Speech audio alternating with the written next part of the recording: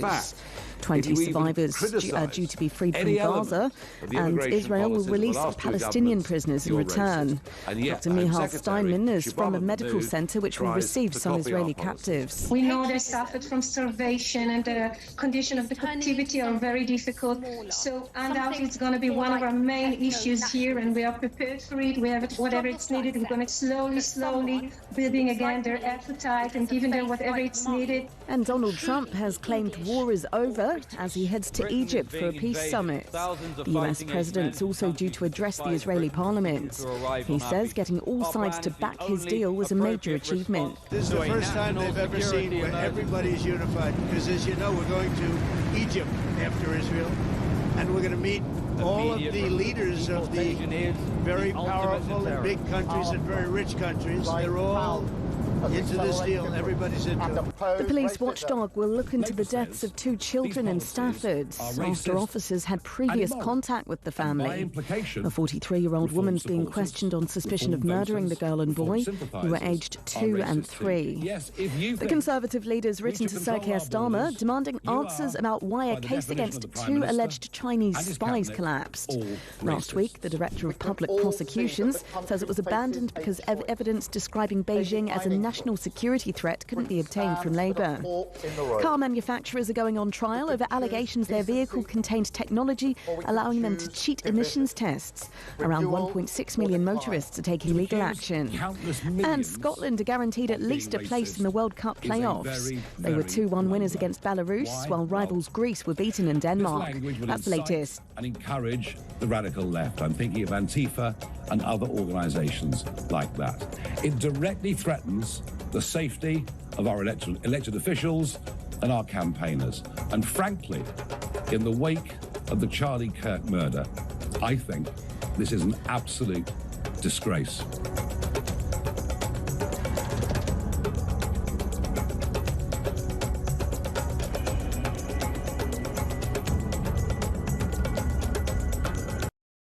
Across the UK, on DAB+, on your smart speaker, on your smart TV, and on your side.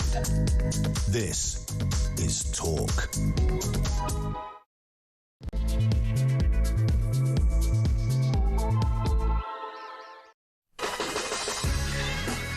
Good morning and welcome to Morning Glory. It's 6:03. I'm Mike Graham, and here we are. We have reached Monday, the 13th of October, and what a momentous day it's going to be for the world, not just for the Middle East, but for all of us, really. Let's hope that it might bring a few changes to some of the things that have been happening over the last couple of years, since, of course, October the 7th in 2023. The papers this morning full of hope.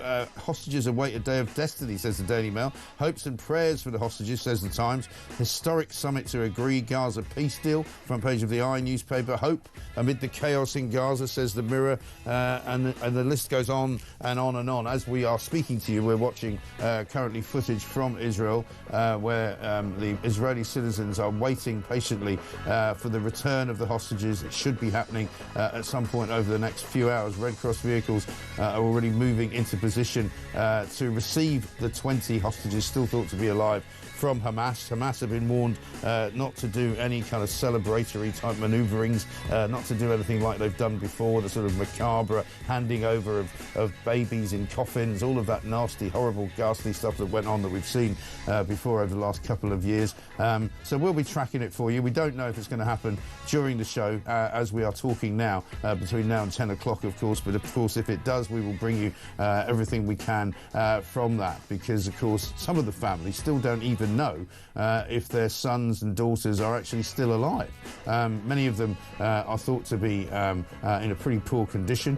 There's supposed to be 48 hostages altogether, at least 20 of whom are thought to be still alive. But again, it's impossible to know what kind of condition they're going to be in, and we will keep our checks on that. Of course, lots of other stuff going on around it. There's a big summit meeting in Egypt today as well. Donald Trump is going to be there. Inexplicably, Keir Starmer is also going to be there. Nobody knows why. Yesterday we had the rather ludicrous situation where Bridget Phillipson, the Secretary of State for Education, was out being interviewed, claiming that, you know, Keir Starmer and Britain had played some huge role in getting this deal done, which of course not only was clearly and positively untrue. It was then later criticised by the US ambassador in the UK, who said that she was delusional to say that Britain had anything to do with a deal that was cooked up basically between the USA, Israel and several Arab states. Even Indonesia was given thanks by Donald Trump in a press conference last week. We'll be talking about Keir Starmer's woes as well because, of course, the Chinese story doesn't go away. Parliament's back today.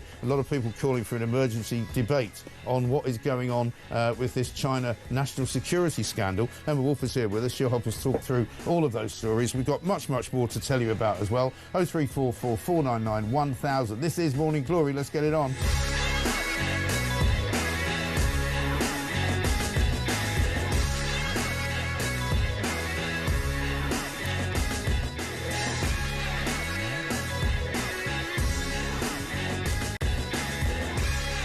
Welcome to Monday, October the 13th. I'm Mike Graham, and hopefully the 13th of October will be lucky for some. We've just been told, breaking news, that there are 6 hostages currently about to be released, according to the Israeli military. The Red Cross is travelling to a meeting point. The other 14 living hostages will be released later from different areas of Gaza. So it says, the breaking news is 6 hostages could be released pretty much any time now. We'll keep an eye on it for you. Obviously, as soon as anything happens, we will bring that to you. Emma Wolf is here. Very good morning to you, Emma. I mean, it feels like a bit of a momentous day, doesn't it? It really does. And I think over the past few days, the photographs we've seen in the newspapers, the footage that we've seen of the families just waiting and waiting. And obviously there have been hundreds of thousands of people who've been in and out of Hostage Square and you know, waiting and waiting. But when you think of those families, and it's good to see the individual stories of each individual hostage, and remember that these are people, and just to also reflect on, you know, this is over 730, nearly 740 days that they have been kept in captivity. So there won't be a kind of grand, as far as we know, there won't be a kind of grand ceremony. It'll be much more that they need medical help, that they need to feel that they're safe and that they're being taken, as you say, the Red Cross ready and waiting to step in. You just can't imagine what the families are going through. No, it's awful. It feels tense here in London. And we've seen, obviously, footage of some of the hostages, haven't we? I mean, that one notably in particular, the guy who was being made to dig his own grave, and he was emaciated, he was obviously very ill, you know, he wasn't well at all. So I mean, it will be quite a remarkable thing to watch. And of course then comes the deal for peace afterwards, because a lot of people are still saying Hamas are not quite ready yet to hand their guns over. They're not ready to give, you know, sort of control to anybody. But Mahmoud Abbas, I think, is going to be at this meeting in Egypt, who's the head of the Palestinian Authority in the West Bank.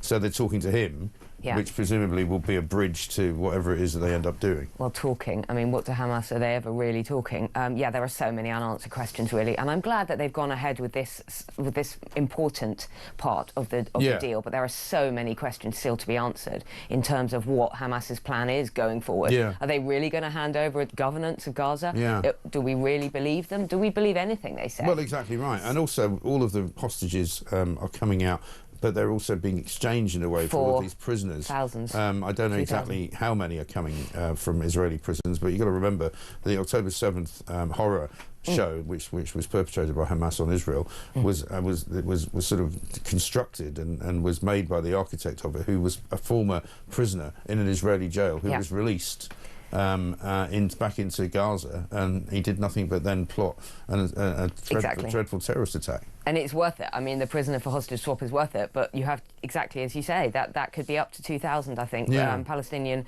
prisoners, fighters, you know, goodness knows what, who are going to be released. Terrorists, you might even call some of them. And of course, they've vowed, haven't they, Hamas, to continue to do this until such time as Israel doesn't exist. So I can't imagine they've changed that view overnight.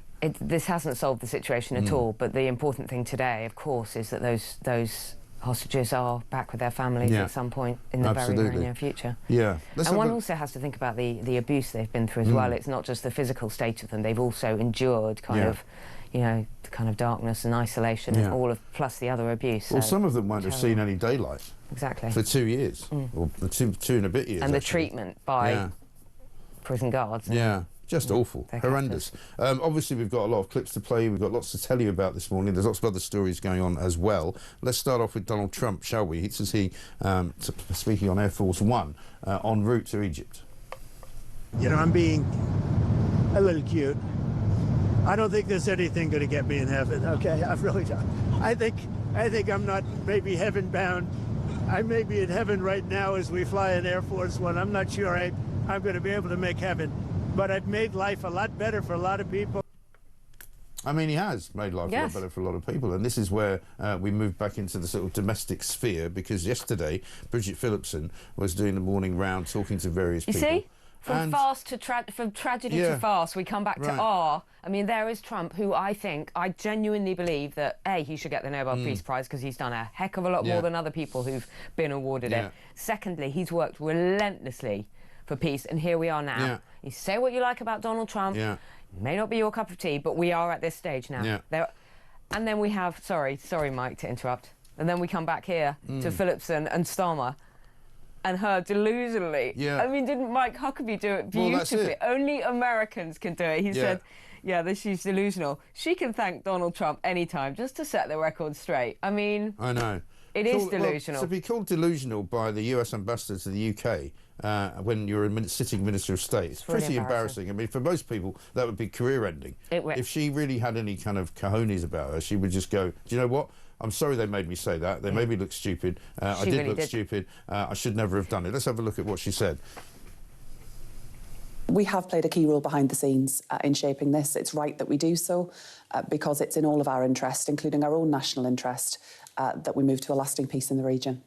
Well, when you say behind the scenes, like what? I mean, it seems to everybody else in the world that this has been done by Trump and the Israelis and Hamas. What part did we play? These are complex matters of diplomacy that we are involved in, but we do welcome and recognise the critical role that the American government played in moving us to this point. We recognise the critical role that we welcome it, really. I mean, is she having a laugh? You know, they didn't play a critical role. They constructed the whole thing. If it wasn't for America, it would never have happened. It would not have happened. And I mean, for her to talk about, you know, complicated diplomatic situations...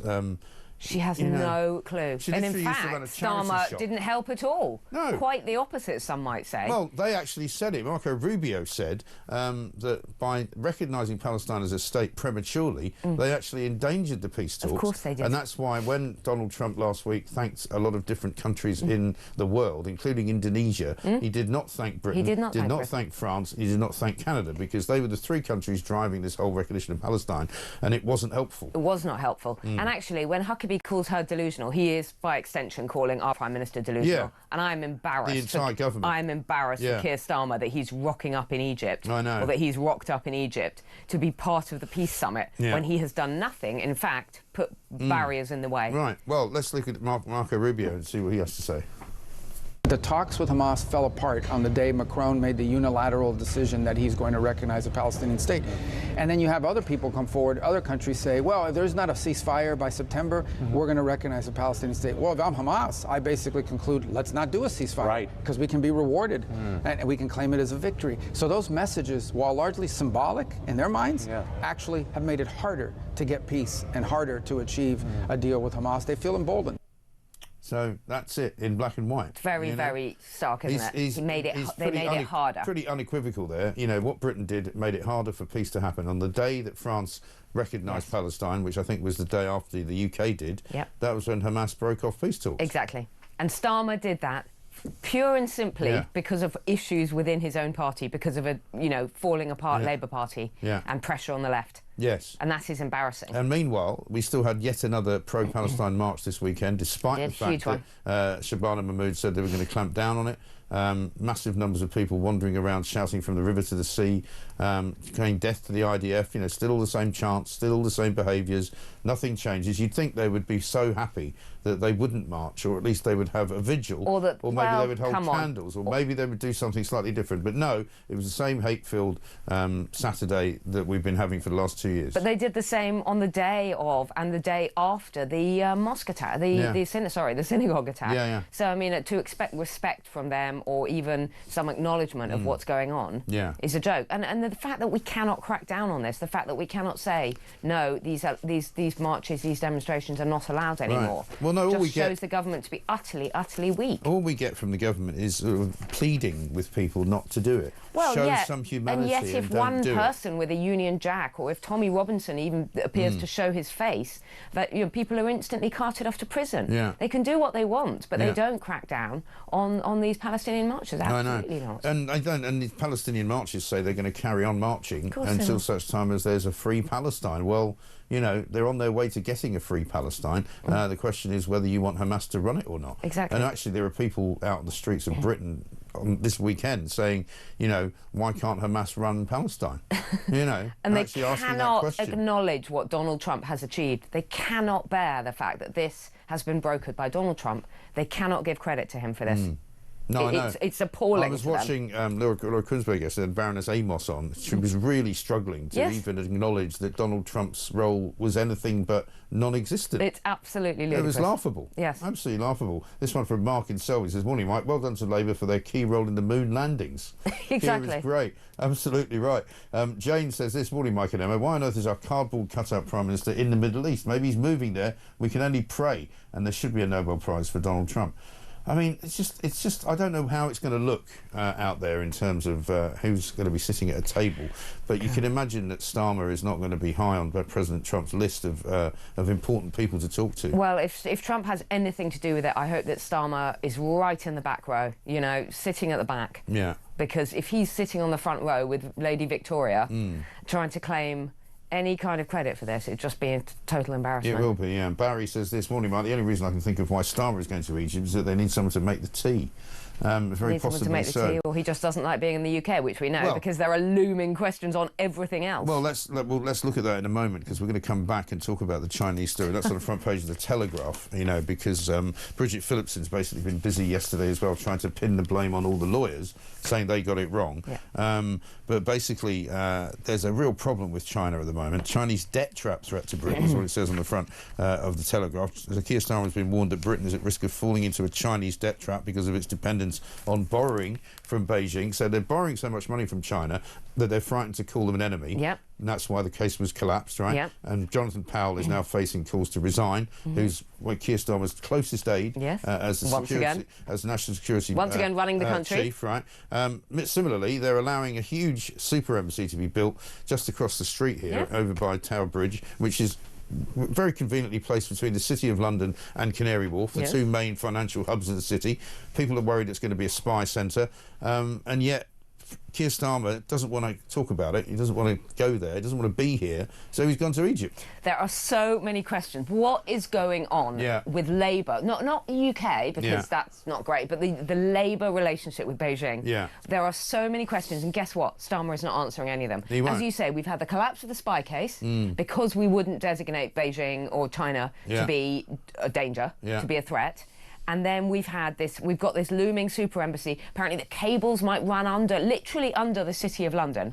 They have these blueprints that they've redacted, the Chinese, all sorts of intelligence agencies that had serious concerns about the plans for this super agency were silenced. They were. We're not allowed to come forward. Hold that thought. We're going to come back to that because we've got some breaking news. Israel says the first hostages have been handed to the Red Cross. So that is as we speak. 18 minutes past 6 is the time. Reportedly includes 6 people. Obviously, out of about 20 hostages who are believed to still be alive. The other 14 living hostages will apparently be released later from different areas of Gaza. But breaking news this morning at 18 minutes past 6. 6 hostages, the first 6 hostages have supposedly been handed to Red Cross. Now we're told 7 hostages handed to the Red Cross. You can see in your pictures there that you're watching as you watch talkTV.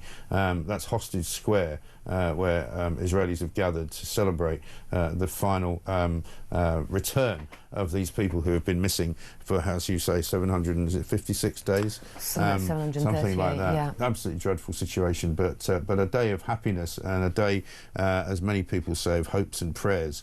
We'll come back. Emma Wolf is here. We'll be back after this. Breaking news, as I say, 7 hostages, the first 7 hostages handed to the Red Cross this very morning, moments ago. This is Talk.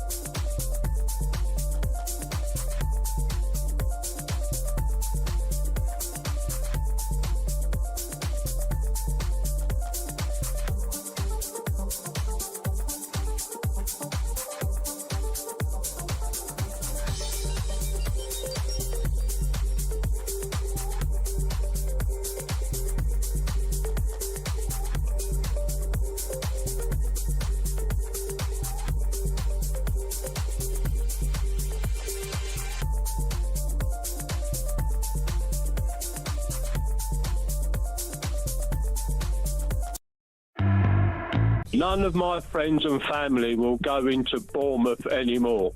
The whole place has gone down. You've had department stores like Bill's and House of Fraser closed down and turned into flats. You've had a lot of undocumented illegal immigrants moving into the hotels. There was a young girl at a bus stop in her school uniform. A car pulled up full of illegal immigrants and they started shouting sexual abuse to her across the street. I phoned the police and the police did not want to know. Across the UK, on DAB+, on your smart speaker, on your smart TV, and on your side. This is Talk. Welcome back to Morning Glory, 22 minutes past 6. Emma Wolf is here with me. With breaking news this morning, literally moments ago, 7 hostages have been transferred over to the Red Cross in Gaza. You can see pictures there of Hostage Square in Tel Aviv, where crowds have gathered as they await news. Many of them are waiting news about members of their own families. The Red Cross vehicles will now head to Israeli-controlled parts of Gaza, transfer the hostages over to Israeli forces. That will be happening over the course probably of the next several minutes. Over the next hour. There's 13 other hostages believed to be still alive. They will be distributed and released at various different points throughout the morning. We will bring you that as it happens, of course. I mean, it must be such a relief for the families, mustn't it? But again, many of them unknowing whether or not one of their own is in that 7. Exactly. There are families who just don't know whether whether their hostages, whether their relatives are going to be released, living or dead, and it must be absolutely. It's very, very moving. Just even watching the footage, really you can only imagine the atmosphere out there, and also the feelings for the families as they wait. What a strain! I mean, over 2 years now. Over 2 years and 1 week, really. Right. Since October the 7th, and must have been torture. Yeah, I mean, 738 days, as you said earlier. The Mail has done a good spread on pages 6 and 7, just with all the faces of the people, and so many young men. You know, Alon Ohel, 24, Ariel Cunio, 28, Etan Horn, 39. You know, Gali Berman, 28, Omri Miran, 48, Matan Angrist, 22. So many young men. Bar Cooperstein, 23, Eaton Moore, 25. And all of them with just regular, jobs. They were educators and engineers, and people who love to kind of work in trance music, and fathers, and pianists. It's amazing to really reflect on the individualities and the families involved. And we see now that we've got names of the 7. Breaking news this morning: 7 hostages have been released now to the Red Cross in Gaza. The 7 include Gali and Ziv Berman, who we know were related, obviously. Matan Angrest, Alon Ohel, Omri Miran, Etan Moore, and Guy Gilboa Dalal. So, we begin to see these people coming home, and as you said before, who knows what condition they'll be in, or how long it will take for them to recover. Maybe some of them will never recover. I think to recover from that kind of trauma must be, a work of a very, very long time, as well as the physical recovery. There's other footage, I think it's in the Telegraph, talking about even just starting to eat again. They will have been on absolutely minimal rations, if not sort of barely starving. And some of them just won't be able to eat. Some of them won't kind of know how to. And so all of the physical hardship that they've been through, as well as the psychological abuse and torture. Well, Ziv Berman and Gali Berman are twin brothers. Amazing. And they're 2 people coming back, both 28 years old. Ziv, it says here, kidnapped from his home in Kfar Aza with his twin brother Gali, a joyful person with contagious laughter and love for family. Gali was a sound technician, known for his loyalty as a friend. So the twin brothers, at least, I mean, imagine their parents are waiting so many days. It's such a joyful moment in this. Yeah, exactly right. Let's see, who else can we find? Alon Ohel, he's a gifted pianist. He's 24. He's on the list. Alon Ohel is his name. Omri Miran, I think we mentioned him. Calm, loving father and therapist, full of care. Etan Moore, I think we saw him earlier as well. It's just an incredible... Etan Moore, 25, known for his big heart, humour and optimism. As I said, so many just very, very young people. Guy Gilboa Dalal, 24, musician and lover of Japanese culture. Just ordinary kids. Ordinary kids, family people. And fathers as well. Imagine how the children are feeling. I mean, of age 2 years, you can probably imagine them aging probably 10 or 20 years in that awful place. Ethan Horn, also 39, educator and mentor dedicated to helping youth. I mean, the tragedy of much of these people who were taken from the kibbutz, particularly, rather than the music festival, I mean, they were all working closely with Palestinians in Gaza to try and make their lives better. Of course. You know, they weren't enemies of Gaza, they weren't enemies of Palestine, they weren't, you know, whatever you might say about Israeli government officials, they were not sort of, you know, hardline, you know, let's take back Palestine types, you know, they were all about peace. No, exactly, they weren't fighters, they weren't soldiers, they were just getting on with their lives and helping others, exactly. Exactly right. So, as I say, the breaking news, 7 hostages have been transferred over to the Red Cross in Gaza. The Red Cross vehicles are heading to Israeli-controlled parts of Gaza, where hostages will be transferred over to the Israeli forces. The other 13 hostages, who are still thought to be alive, released later from different areas of Gaza. No word yet on what happens to the other 28 hostages, who we understand will have died. It's always been quite puzzling to me to understand how the Hamas terrorists could keep dead people from being given a burial or granted any kind of, you know, closure to the families. One just has to hope that those bodies are returned to the families, because, as you say, how would you keep those bodies for possibly up to 2 years or however long since they've died? But yeah, let's have another look at what Donald Trump had to say about Hamas yesterday. Don't forget, you had October 7th, which was a horrible day, 1,200 people killed. But Hamas has lost 58,000 people. That's big retribution. That's big retribution. People understand that. So, no, I think they're all tired of fighting. And, you know, much of what Trump says there is true, you know, because I think even the Palestinians understood that they didn't want there to be, you know, war forever. They didn't want there to be fighting forever. And it was only really Hamas that wanted it to happen, wasn't it? And they didn't want to stop until they realised, I think, that if they hadn't agreed to this ceasefire, there would have been, you know, more retribution probably from the Israelis. And that, and that it couldn't go on forever, and also increasing pressure from, you know, the Arab neighbours. And they've just, I mean, how much longer were they going to go on? But yeah, it's amazing that they've even got to this stage. Yeah. Because how do you reason or ration with these crazy murdering?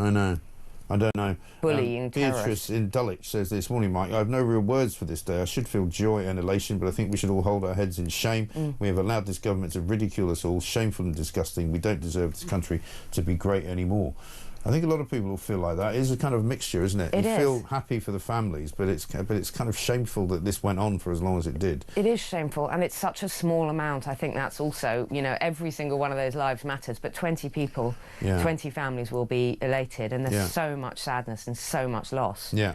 Absolutely right. Just got some figures coming in. The latest overall death toll in Gaza, according to presumably the Hamas Health Authority, is 67,000. This amounts to a civilian to combatant ratio of 0.16 to 1, right? And the United Nations has said that the average civilian to combatant ratio in wars is 9 to 1, which would suggest that the Israelis went out of their way to protect civilian life. And what we also know, of course, is that there was an awful lot of propaganda, an awful lot of lies that were told. I mean, you know, the Hamas operatives in various different parts of the world, and many of them here, were very, very good at propagating information which was not really true. You know, how many famines did we say they were going to have? You know, how many times did hospitals get bombed, which turned out not to be true? How many times did the BBC report things that Hamas had said had happened, which hadn't happened? You know, who could forget Jeremy Bowen pretending that there had been a strike on a hospital where 500 people had been killed in a hospital, and it turned out that not only had the hospital not been struck, but the actual rocket that had ended up in the hospital car park had been fired by Islamic Jihad, and not the Israelis. But the news already went halfway around the Middle East before it was said not to be true. And when he was asked about it, Jeremy Bowen, he's supposed to be the doyen of foreign correspondence, he said he didn't regret the fact that he got it wrong.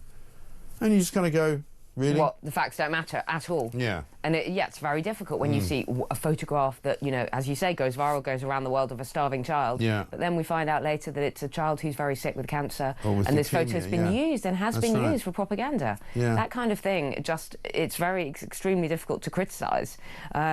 but it's not. It's simply not true. Yeah. We are offering aid to Gazan children who are ill. Yeah. Starmer today is pledging 20 million, I think, in also, aid for rebuilding. We're flying a load of Gazan people out. And their families. and their families to either have medical help here or to go to university here. And presumably they will not return. They will presumably Seems stay unlikely, here. doesn't it? Exactly. Seems unlikely. We've got more information coming in. We can tell you who the 7 released hostages are.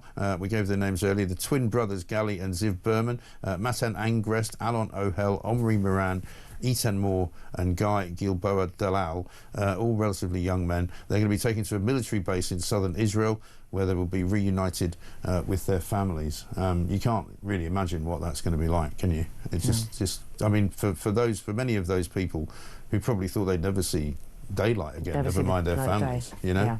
Absolutely extraordinary stuff. 7 hostages transferred now to the Red Cross in Gaza. Their vehicles are heading to an Israeli military base in southern Israel, where they're going to be reunited with their families. The other 13 hostages who remain alive will be released some point later on today, but we'll keep you updated with all the news that we can, as we can. 6:32, Emma Wolf and I are here, back after this.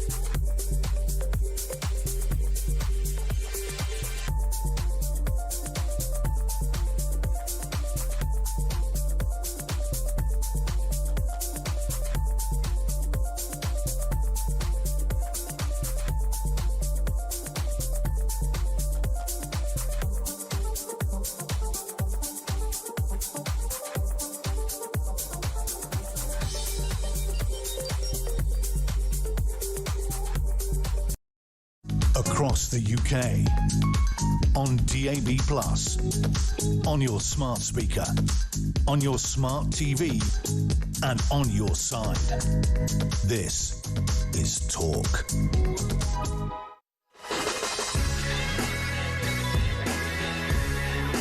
Welcome back to Morning Glory, 6:34. I'm Mike Graham with you all the way through until 10 o'clock. Of course, breaking news if you're just joining us, 7 hostages have been transferred over to the Red Cross in Gaza. The Red Cross vehicles now heading to Israeli-controlled parts of that part of the world. A military base in southern Israel is a destination where they will be reunited with their families. The reports say the 7 include twin brothers Gali and Ziv Berman and other young men, Matan Angrest, Alon Ohel, Omri Moran, Eitan Moore and Guy Gilboa Dalal. A joyous day for those families. Other families, of course, still waiting, Emma, to find out whether their loved ones have survived, because there are some families who just don't know. You know? Yeah, as you say, there are sort of 28 more hostages, and we just don't know. It's presumed that they are dead because 20 are confirmed as living, but there's always that hope. And I was also reflecting on kind of what the hostages have been told, how much they know, because they must be in a terrible state. Of course. Being released will be such a shock, as you say, being in daylight again, all of that kind of stuff. Obviously, they're being looked after by the Red Cross as they're released. But the sort of their lack of information, their lack of actual certainty about anything, about where they are. Yeah. Obviously, hostages are kept, secretly. They're not kept informed of what's going on in the world around them. No. So they'll be emerging into a world that's completely different in the last 2 years, and they'll be hopefully back with their families and getting back to health as soon as possible. Absolutely. I was just looking at the I've lost his name now, but the father, who is I think 40, the father, and just Omri Moran, who I think is one of your first 7 released hostages. Omri Moran, 48 years old. It says here, calm, loving father and therapist, full of care. But you just imagine him being reunited with his children. I know.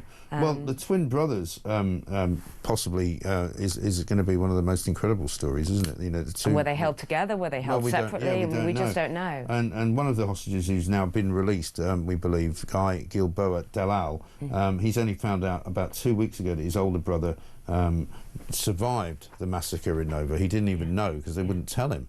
You know, and these are the kinds of stories that will start to emerge over the coming sort of hours.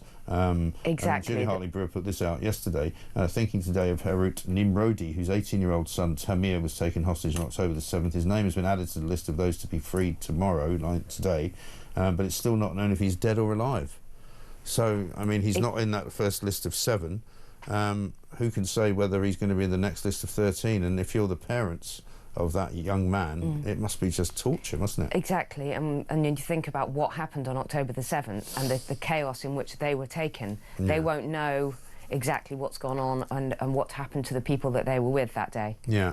Guy Gilboa Dalal has said that his son was handed over to the Red Cross, and in 15 minutes, sorry, this is the father of Guy Gilboa Dalal, said he was handed over to the Red Cross, and in 15 minutes he expected to be handed over to the IDF, and then he will arrive here.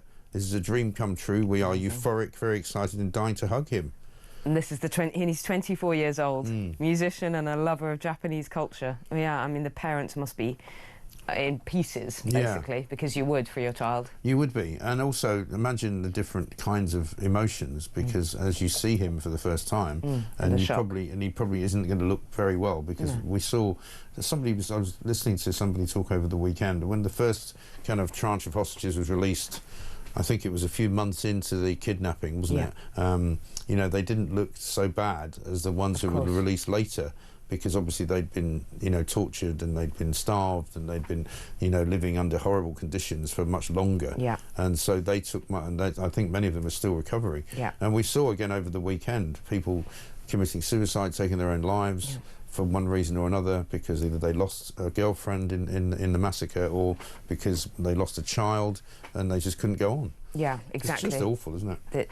The effect, the kind of the ripples of that trauma just go really, really very far and wide. Yeah, absolutely right. Once again, going to keep telling you this because more and more people are just joining us at 6:39 this morning. 7 hostages have been transferred over this morning to the Red Cross in Gaza. The Red Cross vehicles are now heading to an Israeli military complex in southern Israel, where they will be handed over and reunited with their families. And the numbers, as we say, 7 have crossed already, and 13 more to be released later.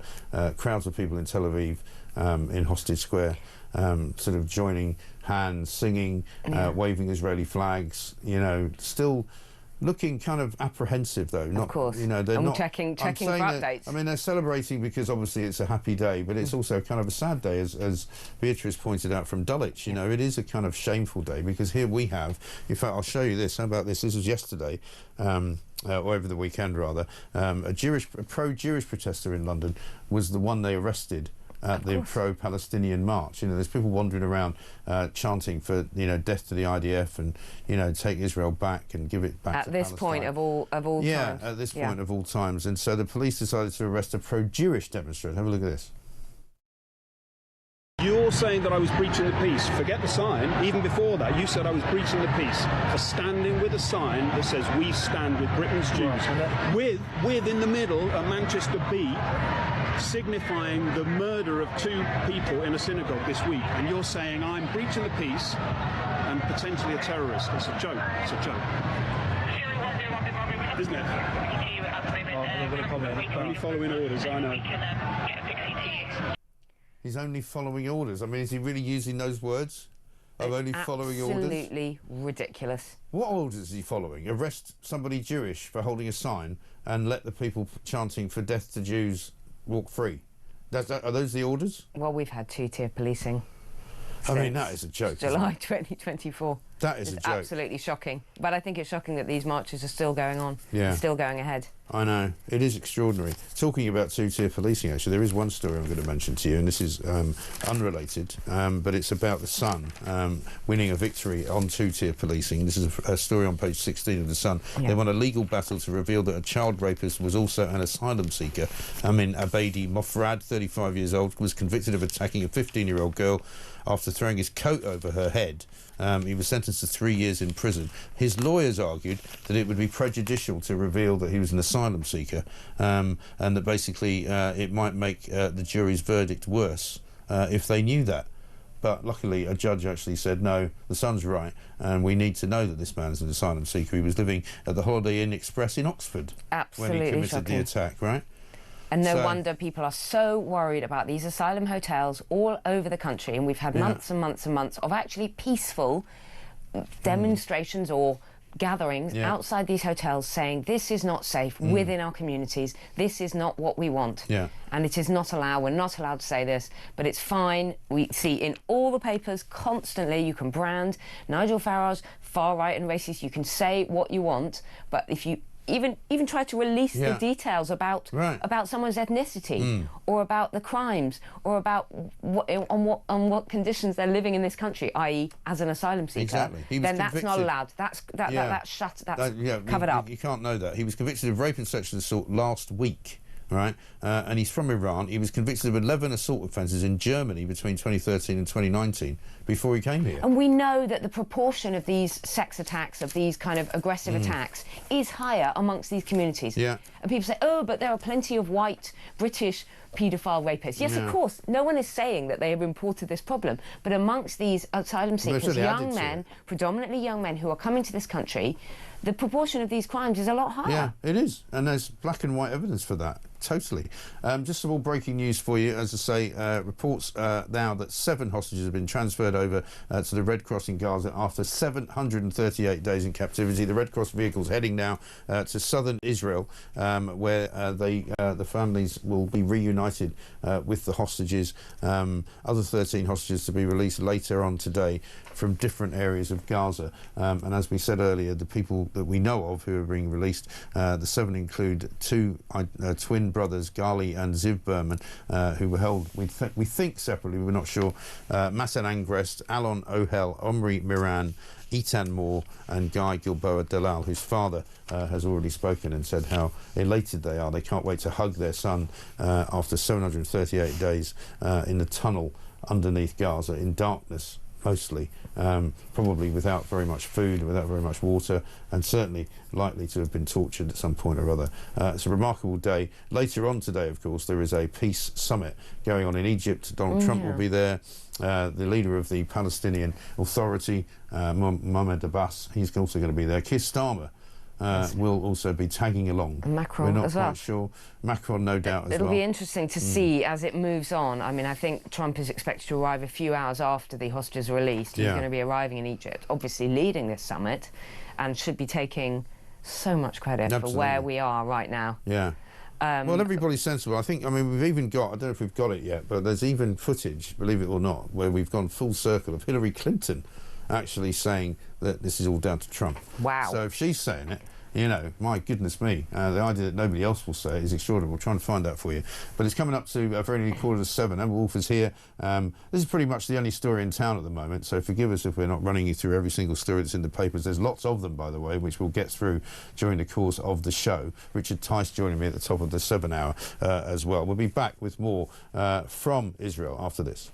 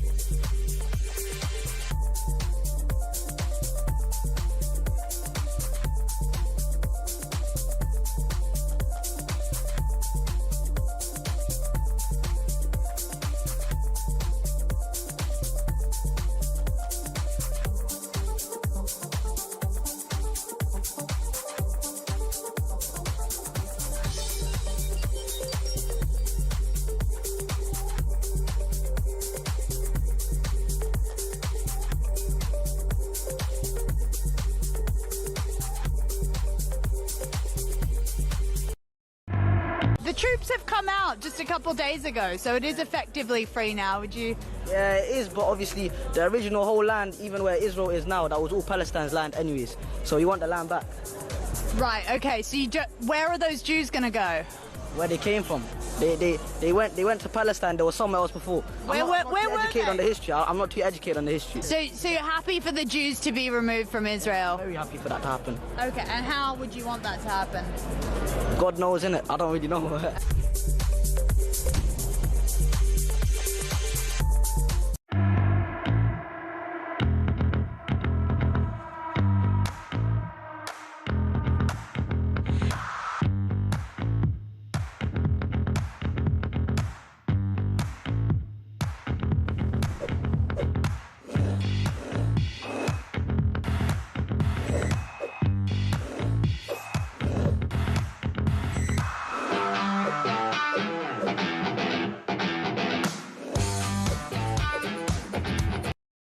Across the UK, on DAB+, on your smart speaker, on your smart TV, and on your side. This is Talk.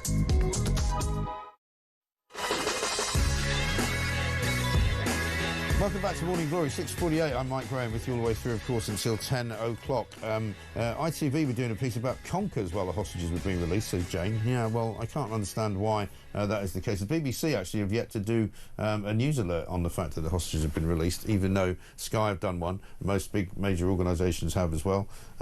Seems very strange. Startling. It seems disrespectful. It just seems, you know, are they pretending it's not happening? Are they unable to acknowledge the fact that this is happening by Donald Trump's amazing efforts here? I know, I don't get it. I'm just looking at the BBC's app here. It doesn't seem to have anything on there. That can't be right, surely. We'll see. It's not on my app on the phone. Breaking news this morning, 7 hostages have been transferred over to the Red Cross in Gaza after 738 days in captivity. The Red Cross vehicle is now heading to an Israeli military base in southern Israel, where the 7, including twin brothers Gali and Ziv Berman, Matan Angrist, Alon Ohel, Omri Miran, Itan Moore and Guy Gilboa Dalal are going to be reunited with their families. I've just seen, by the way, an aerial shot of Tel Aviv beach, which has got a magnificent sort of flag sort of painted across it, a series of Israeli flags, and just a message that says thank you.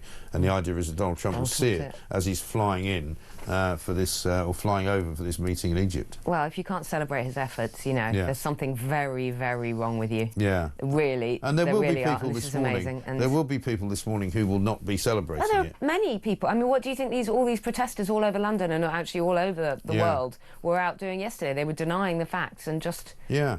Still calling him... Talking about denying the facts, let's have a look at what Bridget Phillipson was saying yesterday. Let's have another look at that. She was on television yesterday morning, basically claiming that we played a key role as the UK in this peace deal.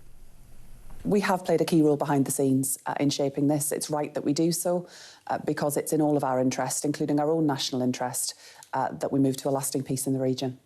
Well, when you say behind the scenes, like what? I mean, it seems to everybody else in the world that this has been done by Trump and the Israelis and Hamas. What part did we play? These are complex matters of diplomacy that we are involved in, but we do welcome and recognise the critical role that the American government played in moving us to this point. She welcomes and recognises the critical role that Trump played. It wasn't a critical role, it was the pivotal. It was the architect and the driver pivotal role. Yeah. We welcome it, as though we were having talks and Trump contributed. Yeah. Quite the opposite. And Mike Huckabee, who is President Trump's ambassador to Israel, came out and said this: I assure you she's delusional. Delusional. He's talking about a minister of the Crown in this country. He says she can thank Donald Trump anytime just to set the record straight. Yes. This is the calibre of people we've got running this government. He's calling the UK delusional by that. Yeah. I mean, he doesn't care that British Education Secretary, I mean, she was wheeled out because no one else could do it. Right. And you could see she didn't have anything to say. All she did is repeat this thing that Labour ministers do a lot, where they state the obvious, which is peace is very important in the region. Yeah, we all know that. That's not what you're being asked. What you're being asked is, what did Starmer, or what did the UK actually contribute to this at all? Well, what we know is that he contributed behind the scenes. Something negative, because Marco Rubio had this to say about what happened. The talks with Hamas fell apart on the day Macron made the unilateral decision that he's going to recognize a Palestinian state. And then you have other people come forward, other countries say, well, if there's not a ceasefire by September, we're going to recognize a Palestinian state. Well, if I'm Hamas, I basically conclude, let's not do a ceasefire, because we can be rewarded and we can claim it as a victory. So those messages, while largely symbolic in their minds, actually have made it harder to get peace and harder to achieve a deal with Hamas. They feel emboldened. So Hamas felt emboldened by Britain's act and by France's act and by Canada's act, which is why last week Donald Trump didn't thank them when he thanked an awful lot of other people for getting this deal over the line, particularly Qatar, particularly Egypt, particularly other countries in the Middle East, and of course he even thanked Indonesia for their role in it. You know, he did not thank the 3 countries that recognise Palestine, and so I think that tells you everything you need to know. The other thing that she did was she was asked by Sheriff Phillips, Bridget Phillipson, about David Lammy, and said, don't you think David Lammy might now want to retract some of his comments previously made about Donald Trump, i.e. that he's a danger to the world. You know, this is a man who, you know, is causing all sorts of problems in every single part of the globe. And, you know, called him a misogynist and a racist and all the rest of it. And she sort of smirked as he was asking her the question. And she said, well, you know, I don't speak for other people, I don't speak for him, you know, those were not the words that I've used. And he said, well, don't you think he should apologise? And she was like, well, that's a matter for him. Well, it's not really. It's a matter for the government. It is who have now embarrassed themselves more than once in front of Donald Trump, you know, because they know deep down that they hate him, but they have to pretend not to. Deeply, deeply undiplomatic. I mean, they bang on about the special relationship, and look, I mean, look at the Mayor of London. Look at the things that Sir Sadiq Khan has said about the President of the United States. It is deeply embarrassing, and that, I think that's increasingly He'll be one to watch, actually, Sadiq Khan. Exactly. I don't know whether he's thanked President Trump. Is he able to? I wonder what he's tweeting. Is he able, because he's fond of replies off. Is fond of his ex posts, isn't he? Banging on about the greatest city in London, the greatest city in the world. But is he able to even acknowledge what's happening in the world? No. Today, I assume not. Good morning, Mike and Emma. What a momentous day, thanks to Trump and many others. Long live peace in the Middle East. John says, what are the odds of a Starmer citing at Prime Minister's questions this Wednesday? Well, there's no reason why he should stay away on Wednesday. I mean, he can stay in the Middle East today and maybe even tomorrow, but he should be back for that, shouldn't he? He shouldn't even be in Egypt today, to be honest. If this is about a peace summit, he should be apologising for that deeply, deeply damaging acknowledgement of Hamas. Giving them everything they wanted and really, really endangering that peace deal. I mean, Marco Rubio was very clear there. Yeah, absolutely right. This from Bill in Cheshire. Oh, we finally got something on the BBC website. On the BBC, they finally put it out there on their app on the phone. Maybe Phillipson's delusions, not mentioned by the BBC or on its website. No surprise there. Then BBC's verified department doing a great job as usual. Well, they were a bit slow off the mark, you'd have to say. I mean, we all knew that it was happening this morning. Are they not? Is someone not able to get up at 3 or 4 in the morning and actually monitor what's going on and update their website? Well, you would think so. I mean, the thing is, sometimes if you've got a small news organisation, you need to worry about having coverage around the clock, but you don't at the BBC. No, where they've got literally thousands of people. And when they sent 11 reporters to this Conquer competition over the weekend. 11 people. Yes. Yeah, I think not. The footage showing the people waiting for the release of the hostages are joyous and respectful compared to the angry mob we see on Saturday supporting Palestine, says Margaret in Yorkshire. And that's the thing, isn't it? I mean, are we going to have to put up with this ridiculous, you know, parade of nonsense and, quite frankly, horror by these people from the pro-Palestinian movement marching around London for the rest of time? It's actually really disruptive as well. I know I shouldn't say this because lots of our listeners and viewers won't be in London, but it's actually really incredibly disruptive. But if you're not just in London, living in this city, no, it's not. It's around, and that's why I said it's around the UK and it's around the world. And not only is it horrifying and disrespectful, and a prescribed terror organisation. If you're standing and you're holding up flags for Palestine action, that's illegal. That should not be allowed in this country. Exactly. Oh, and yet the government keeps saying we would urge people not to. We would urge them to show respect. Yeah, urge them not to show support for a prescribed terrorist organisation. Surely, you know, you can argue the toss about you can argue whether or not it should have been done and whether Palestine action should have been prescribed. But the fact is that they are, and so they're no different really to a terrorist organisation like Hamas. If you show support for Hamas, that's an arrestable offence. Exactly. If you show support for Palestine action, that's also an arrestable offence. But I don't know. I didn't see many figures of arrests from the weekend weekend. So, I mean, maybe they've just given up. All we did see was a police officer saying, "I'm just following orders," when he's arresting a peaceful protester, pro-Jewish man, or pro-Jewish supporter. Extraordinary. What we're watching here is scenes from the military base in southern Israel. You can see that yellow flags being held up. Israeli flags being held up. People are waving and cheering, obviously waiting for the hostages to show up. This is from the RDF. According to information provided by the Red Cross, 7 hostages have been transferred into their custody and are now on their way to IDF forces in the Gaza Strip. The IDF is prepared to receive additional hostages who are expected to be transferred to the Red Cross later on.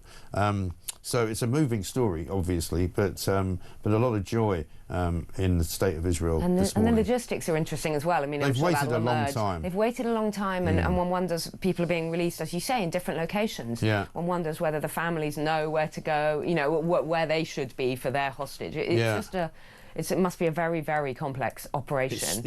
You can't with imagine all the secrecy as well, and with all the strain and the medical care that's needed. The Red Cross waiting in these different places. Well, we understand that the hostages, once they are received by IDF forces, will be transferred to hospitals in Tel Aviv. Where obviously they'll be given full medical examinations and whatever medicine they might need. They might even be in need of other things, Mike. People can get cancers, and there's all sorts of things that you need help for in the space of 2 years, whether or not you're being held in horrific conditions. You know, teeth problems, abscesses, all of that kind of things that they will have been struggling with. So, I mean, even though we looked at the photographs of 20 of them, they look like young, fit men. You know, it's been a very, very long time they've been held. Absolutely right. Bridget Phillipson says Peter in Croydon is a disgrace. She should hang her head in shame. It was easy to see that she lied in the Sky interview from start to finish with her peace deal remarks. Just horrible. And Peter says, morning Mike, I blame the BBC for the way Israel are depicted. I had an argument with a couple of friends of mine who have been brainwashed into believing that it is all Israel's fault. Peter in Suffolk. Yeah, I mean, that's the trouble, isn't it? You know, there is so much information which has gone out through the BBC, which has just been plain wrong. And a lot of it, they know it to be wrong. They've had to make so many corrections and all of that. You know? And the non-coverage of certain aspects, you know, the kind of omission of really, really important information that just isn't being reported.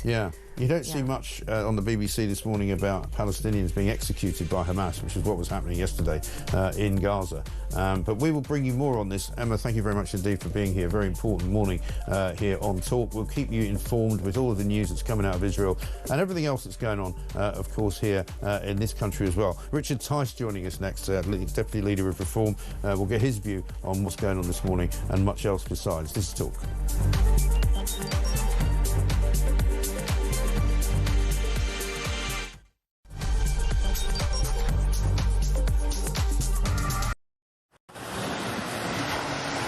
Libya has become a major transit route for refugees and migrants from sub-Saharan Africa, and many of them come through Libya dreaming of getting to the UK, particularly from Sudan, where there has been a civil war waging for the last 2 years. And those asylum seekers or economic migrants who make it from Sudan to the UK have a 99% chance of being given leave to remain. So I spent several hours talking to immigration chiefs here in Benghazi on the east side of Libya. The Libyan National Army has a very good grip on the immigration problem, albeit fighting against a huge crisis with limited resources. There is a very, very clear process of giving people proper health checks, the life-saving care that they need, and then working out where it is exactly that they've come from. Their message to the UK is that you are fueling this problem. You are effectively advertising a great new life for people from sub-Saharan Africa. They actually said, you know, what do you think happens when a guy from Sudan comes up through Libya and makes his way all the way to the UK and gets put in a luxurious hotel and provided with everything? And make no mistake, it is a perilous journey. We see it from the end point. We see the channel crossing as the dangerous bit. But actually where these journeys begin is in the hot desert, Many tens of kilometres have to be covered on foot by these migrants, and as many as 1 in 4 do not make it. That means bodies in the desert. The Libyan authorities are having to recover bodies in the desert. About the UK and how much awareness. Please understand the scale of what we are dealing with here with very limited resources. Once again, you know, people come in from charities, from NGOs, they use warm words, and the authorities here told me the only thing that we ever get is maybe a few toothbrushes and some nappies for the babies.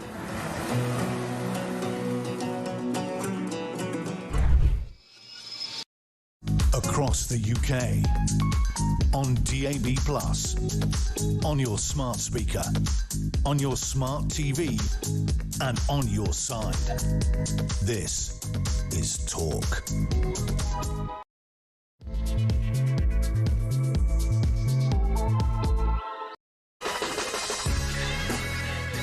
Welcome back to Morning Glory. It's coming up to 3 minutes past 7. It is Monday the 13th of October, and it's quite a momentous day in the news business and for everybody, not just who watches what's going on in the Middle East, but around the world. The breaking news this morning: 7 hostages have been released, transferred over to the Red Cross in the Gaza Strip after 738 days in captivity. Red Cross vehicles are now heading to Israeli-controlled parts of Gaza, where they will deliver those 7 hostages to basically an Israeli military team, who will then have them reunited with their family members who are waiting. You can see people there waiting, waving Israeli flags and waving yellow flags, of course, as well. The 7 people believed to include the twin brothers, Gali and Ziv Berman, Matan Angrest, Alon Ohel, Omri Miran, Eitan Moore, and Guy Gilboa Dalal, whose father has spoken out about how elated the family are, how they can't wait to see him, they can't wait to hug him.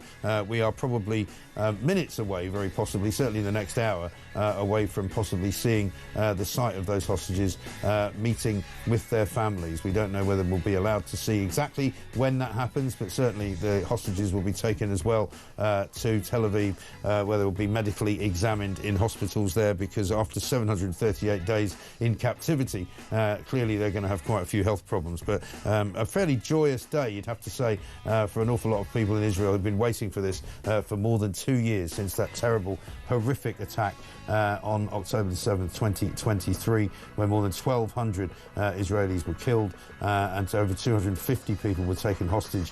And as we say, the last of them being released today. 13 other hostages still believed to be alive will be released later on throughout the course of this morning. We'll bring you that, of course, as soon as we can.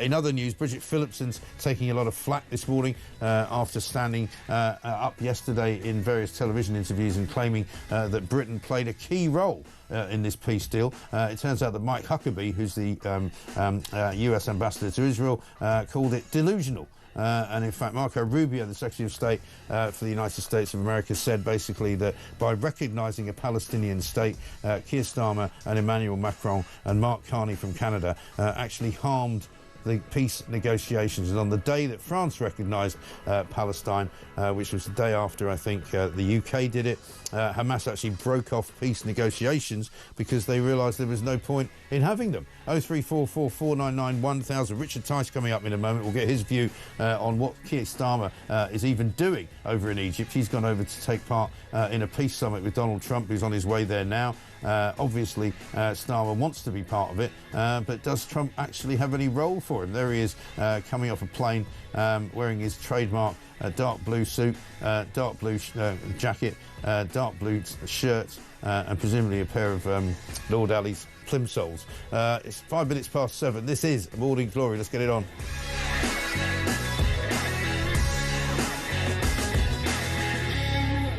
Welcome back to Morning Glory. We're here with you until 10 o'clock. Let's say a very good morning to Richard Tice, Deputy Leader of Reform UK. Richard, very good morning to you. Good morning on what is a very historic day, Mike, and actually one of my team is in Hostage Square as we speak, and she's just messaged me saying that the energy, the excitement is quite extraordinary, absolutely palpable. Yeah, I was there just a couple of weeks ago, and I know how so many in Israel will be feeling this morning. Yeah, it is an incredible day. Many of the people in that square probably wondered if it would ever come. We now know that 7 hostages have already been released this morning. They're on their way to an Israeli military base and hopefully reunited with their families within this next hour. Another 13 to be released later from different areas of Gaza. But it's been a remarkable effort from Donald Trump. I mean, some people in this country still can't quite bring themselves to admit that. But I mean, even Hillary Clinton's actually admitted that it was all down to him. And it just shows you where strength wins, a weakness loses. Well, what we do know is it had absolutely nothing to do with two-tier Keir Starmer, who's basically gate-crashing this signing ceremony as a sort of odious, smelly hanger-on. When actually the Americans have confirmed what we feared, which is that by sort of unconditionally recognising a Palestinian state, Starmer and this Labour government rewarded Hamas and enabled them to negotiate longer and delay the peace process. So absolutely disgraceful, clueless, and have no idea about the concept of leverage, of strength, and we're all the sad recipients of it. And indeed loyalty as well to one of our greatest allies in Israel, you know, and I mean, let's hope that he hasn't ruined a relationship forever, but he certainly damaged the relationship. I can tell you because I met President Herzog, I met Foreign Minister Saar when I was there in Israel, and the rage, the fury, the disappointment, the sense of betrayal and abandonment in Israel at every level, right up to the government. And I frankly apologised on behalf of the citizens of the United Kingdom for our clueless, hopeless, hapless Labour government. They're just an embarrassment on the international stage. They've humiliated us. But look, we can turn this around when we win the next general election.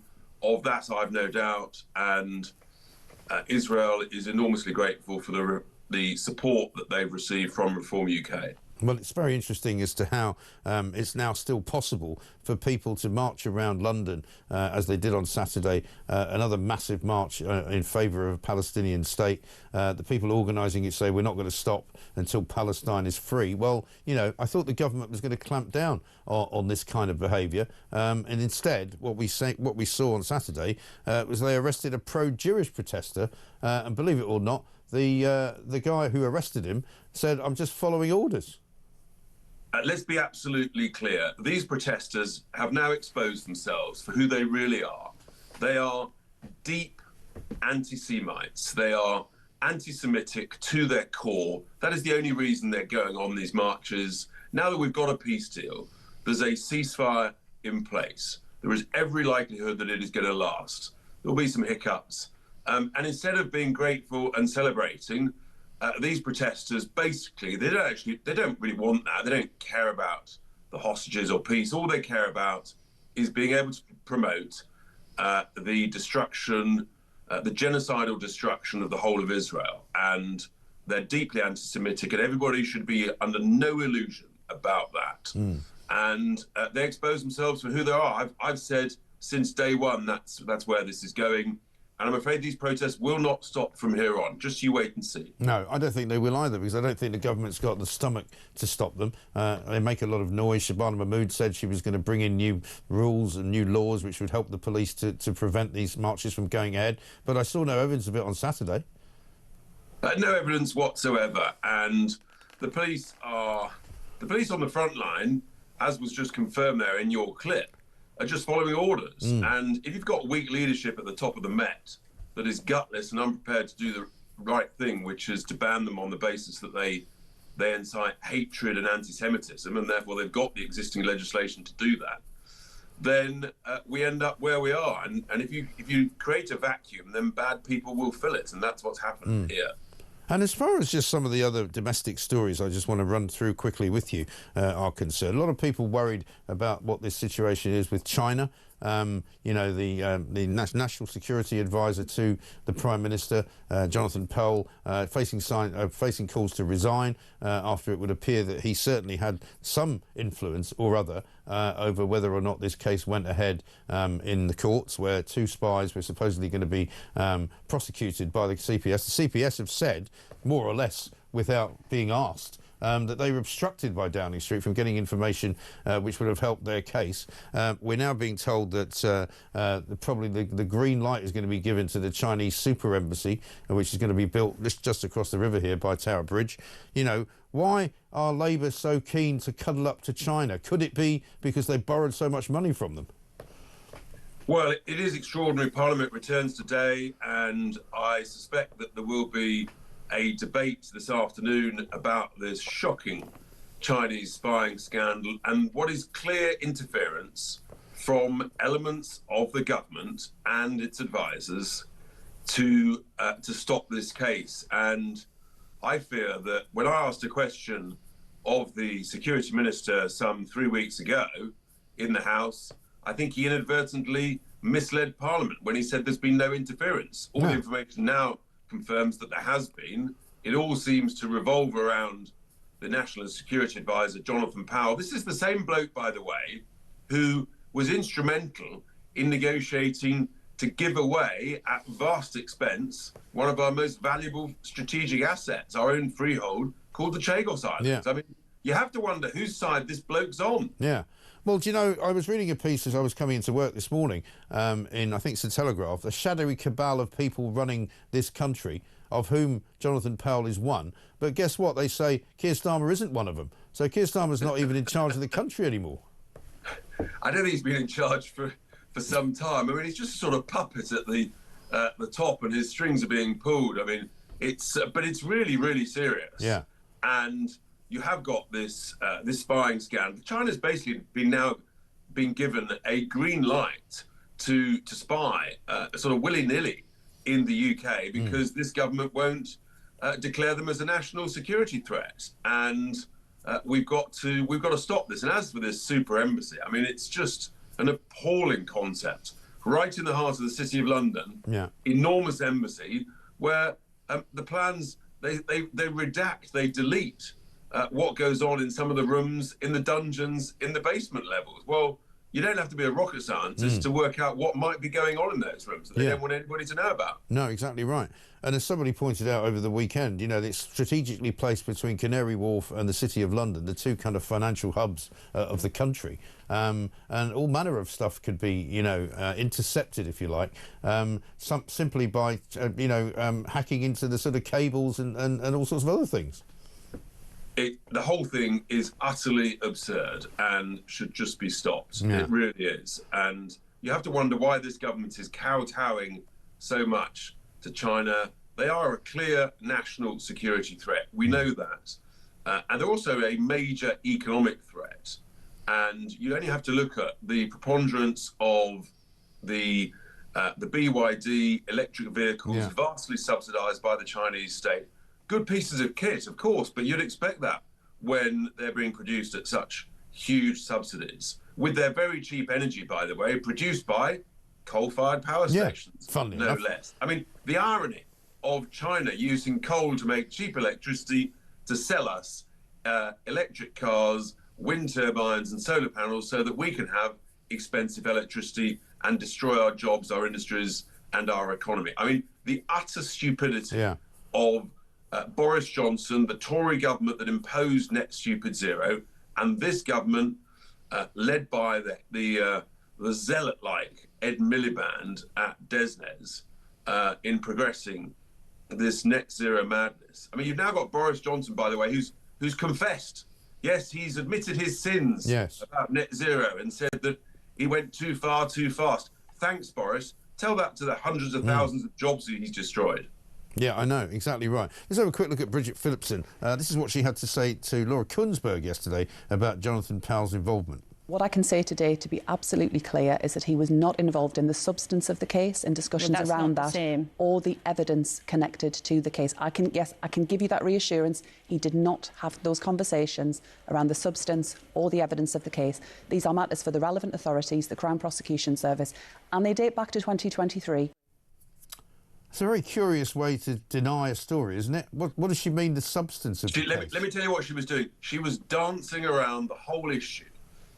And he's obviously right at the heart of it. Yeah. And he's pulling strings to ensure that his fingerprints and great sort of footprints are not actually on it. But the reality is he's done the dirty work. I don't think anybody's in any doubt about that.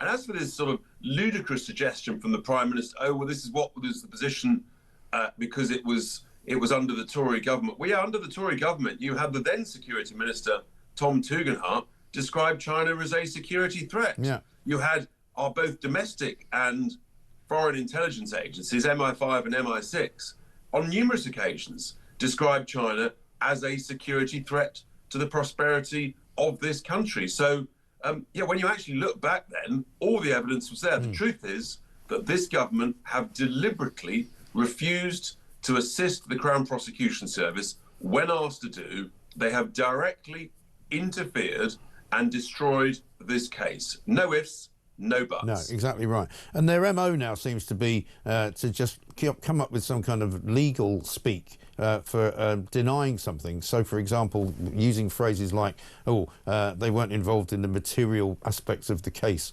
Well, what does that even mean? You know, everybody can tell when you're being lied to by a lawyer, because I've been lied to by plenty of lawyers in my time, you know, and you can see the signs. Let me finish off with just one final story. It's in the Mail today.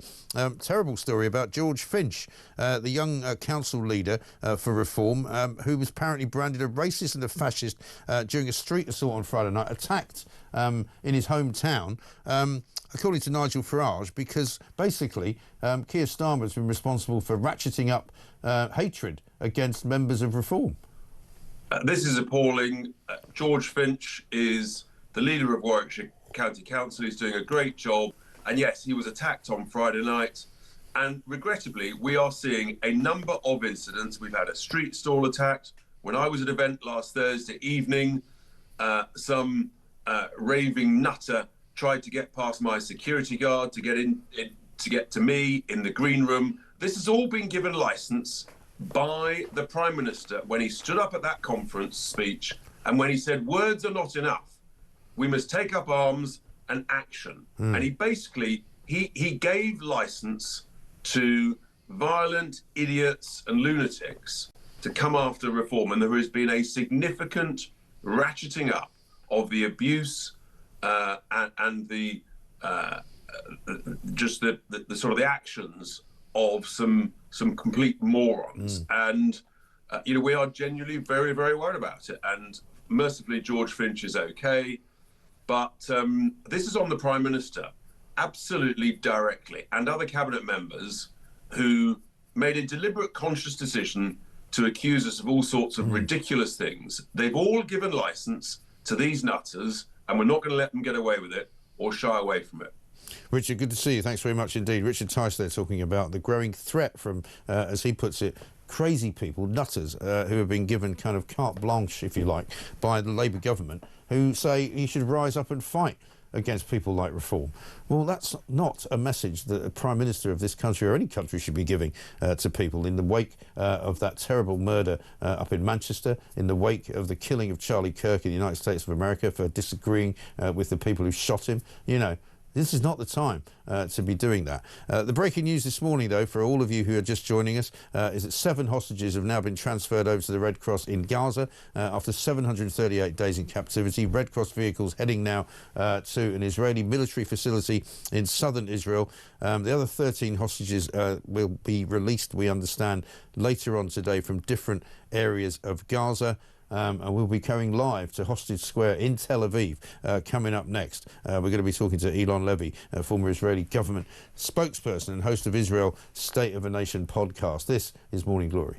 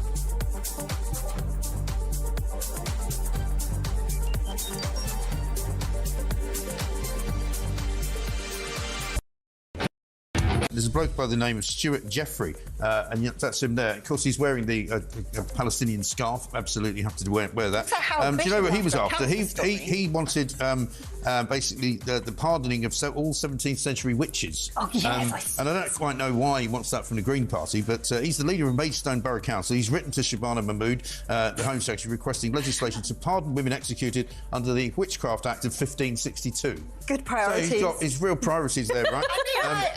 I mean, you know, 18th century turfs.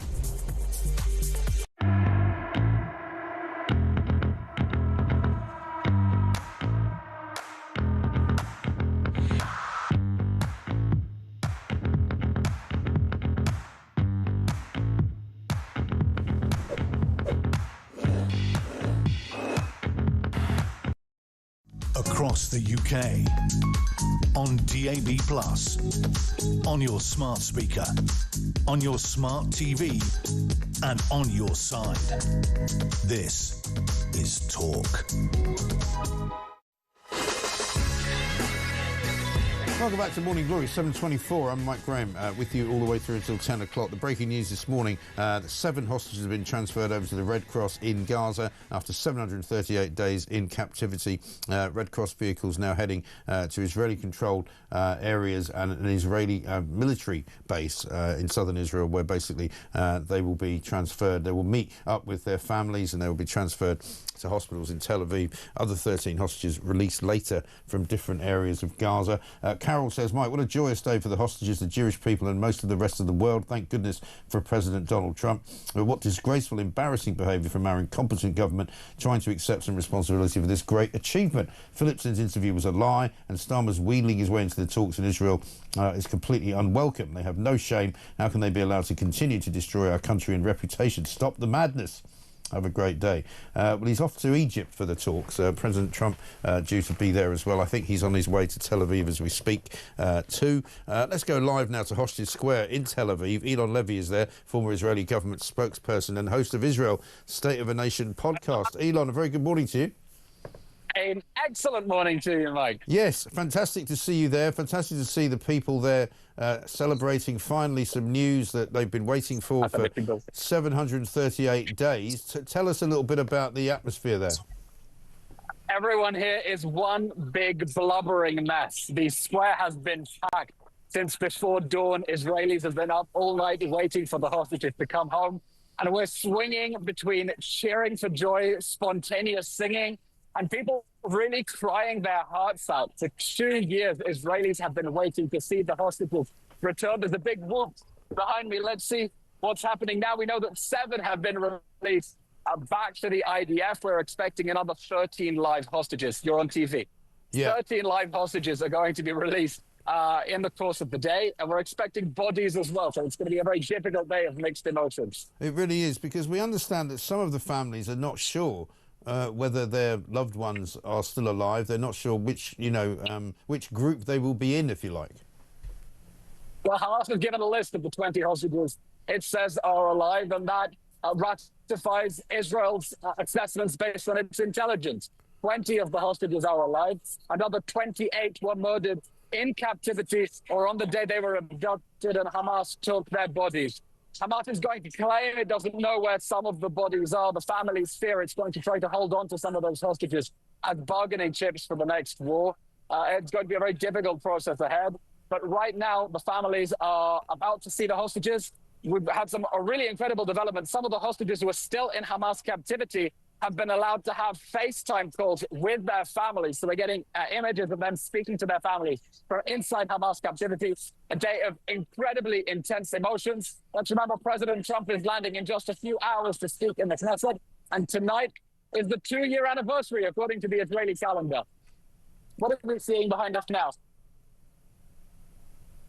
Yeah, I mean, it is quite... The hostages are now... Mike, let me give you an update. The hostages are now... Officially, you're on TV. Say hello. The hostages are now officially inside Israel, just moments away from being reunited with their families. Wow. What an extraordinary day. And I mean, in all of your time speaking to me, Elon, did you ever think this day would come? Personally, no. I was among the pessimists who thought this day would never come. I thought Hamas was going to hold on to them as insurance to survive the barbaric war that they started. And a lot of credit goes to President Trump for getting the Turks, the Qataris, who are Hamas's patrons, their state sponsors, on board to finally put pressure on Hamas to end this war. Look, let's see what condition we're going to get the hostages back in. We know one of them is coming back partially blind. We know some of them have been through the most horrific forms of torture. Say hello, you're on TV. Some of them have been through the most horrific forms of torture.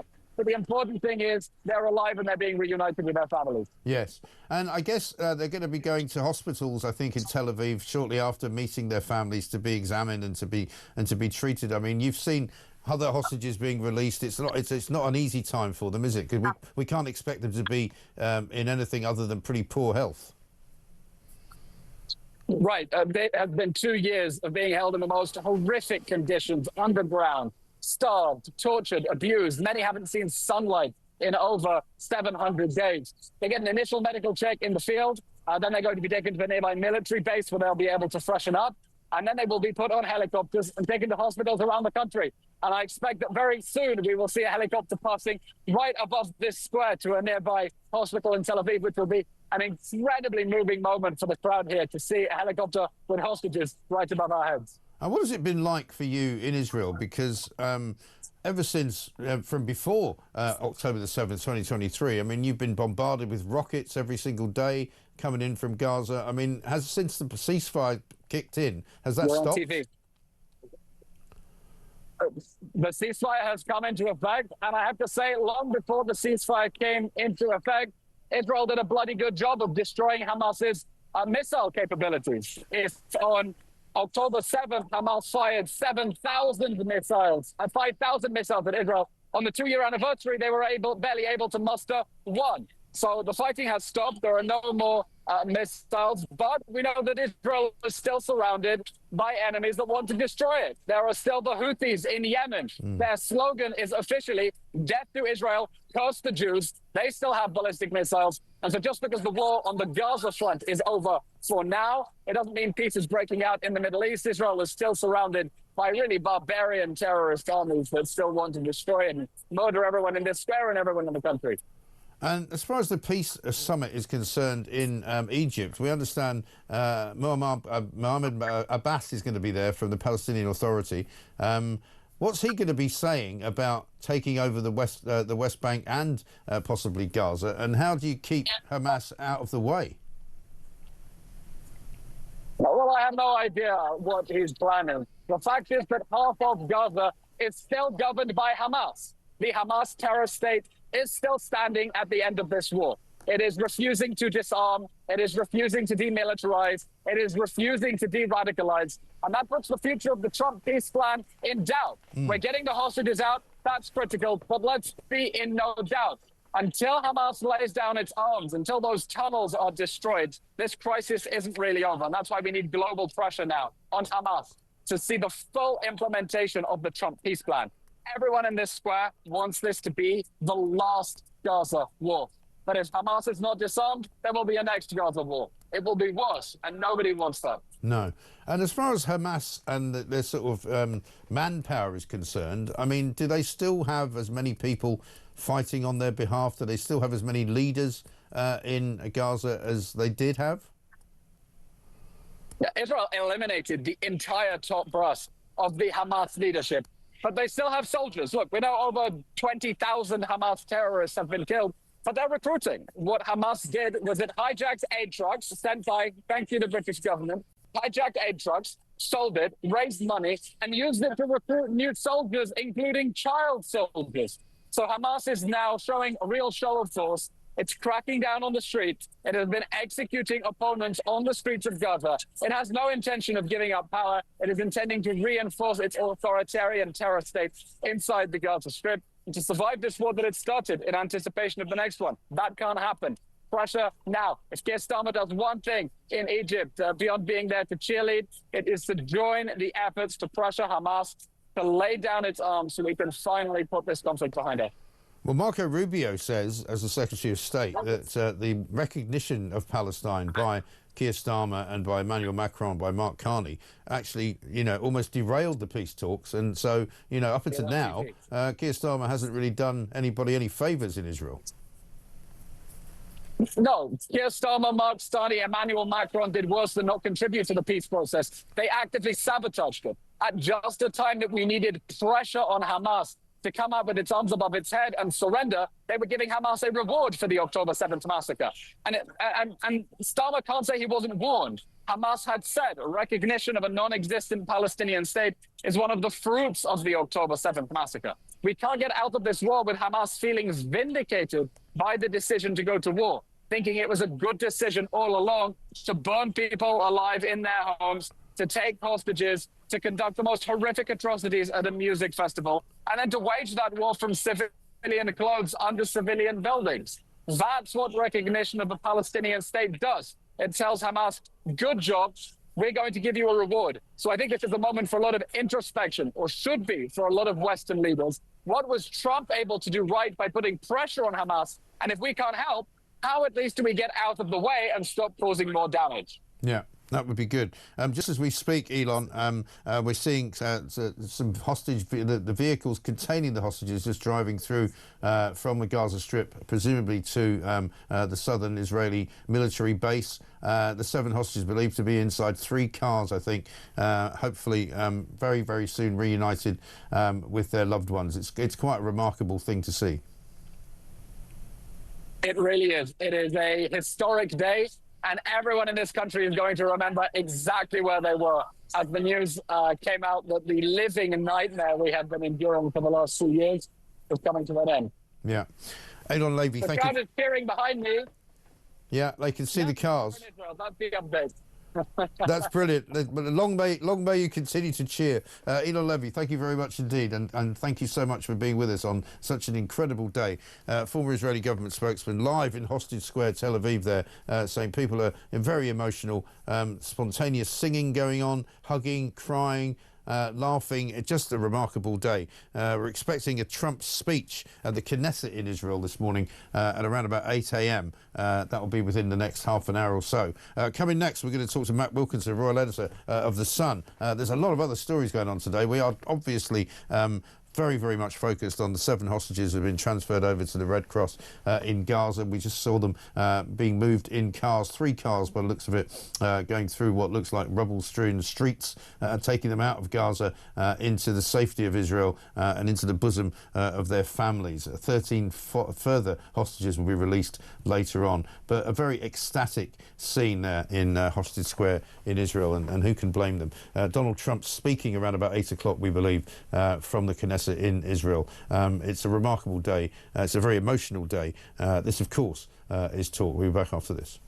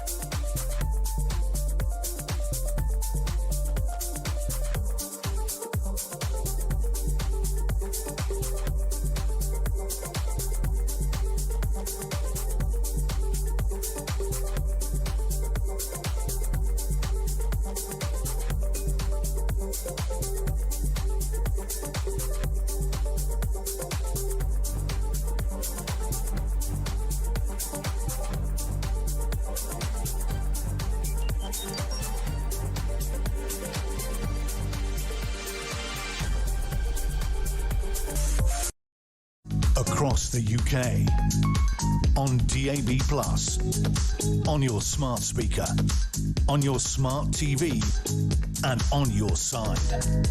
This is Talk. Welcome back to Morning Glory, 7:39. I'm Mike Graham. Julie in York says, I'm in tears after hearing how Elon describes the state of the hostages. I'm upset, angry, and I'm ashamed. I feel so ashamed, I can't believe it. Hi, Mike. This government tries to act tough on camera with no intention of doing anything at all. It seems to me this government are a national threat against its own people. It's that serious now, says Kevin in Southampton. And this one from David in Newcastle. I served 30 years as a police officer. No officer can be compelled to arrest anyone. It is them that have to justify their actions to the custody sergeant who will decide on the suspect's detention. No senior officer will be present at that point. They were lying. Interesting. But we'll come back to more of your messages because lots of them coming in, and of course you can send us voice notes as well, 0344 499 1000. Let's talk now though to Matt Wilkinson, royal editor at The Sun. Over the weekend there was another story that engulfed Prince Andrew in yet more misery as it was revealed that fresh revelations about Prince Andrew's relationship with Jeffrey Epstein included an email that appears to have been uncovered in which he says, we are in this together. And an email that was sent much later than everybody thought he had finished his relationship with him. Matt, very good morning to you. Good morning. Good to see you. Palace despair at Andy's email is the headline on your story today. I mean, this is really going from bad to worse, isn't it? Yeah, look, what do you do with a problem like Prince Andrew? This has been going on for years and years and years. But this email, as you pointed out there, front page of The Sun on Sunday, is incredibly damaging because if you remember when Andrew did his awful car crash Newsnight interview, he said that he'd cut off all contact with Epstein in December 2010. Well, in fact, this email shows that he was contacting him the day after, and this is important, it was the day after the photograph was released of Andrew and Virginia Giuffre, that famous photograph. And you rightly pointed out there that he said, we are all in this together. I mean, Andrew is very much alone now. He isn't in it together with anybody else because everyone's abandoned him, but he still remains the king's brother, still remains in Royal Lodge and brings huge embarrassment onto him, the king, and to be quite frank, the whole of Britain. Yeah, absolutely right. And other questions being asked about whether he should have even more privileges rescinded, what role he can possibly have. I mean, that's just pretty much going to do for his royal kind of personality and his royal ability to do anything to do with the royal family. We've actually got a clip from that Newsnight interview in 2019. Have a look. I went to see him, and I was doing a number of other things in New York at the time, and we had an opportunity to go for a walk in the park, and that was the conversation, coincidentally, that was photographed, which was when I said to him, I said, look, because of what has happened, I don't think it is appropriate that we should remain in contact. And by mutual agreement during that walk in the park, we decided that we would part company, and I left, I think it was the next day. And to this day, I never had any contact with him from that day forward. And so that now turns out to be untrue. Well, there you go. It was described as a car crash interview at the time, but it's also a pack of lies. He clearly did. The email, the email is there. He's contacting him. He doesn't mention the Virginia Giuffre photograph, which I think is quite interesting. It comes the day after the publication, but he talks about we will play again soon. So it's quite clear that he was, he was telling us porkies in there. But we go back to the start. I mean, what do you do with Andrew? The king is exasperated, or sorry, the royal family and the royal household are frustrated and exasperated. I don't know exactly what the king thinks about the whole thing, but the royal household are like, well, what do we do with Andrew? We've done everything we possibly can. We stopped his royal roles. Can't use HRH. Doesn't work for us. Banned from all major public events apart from family events.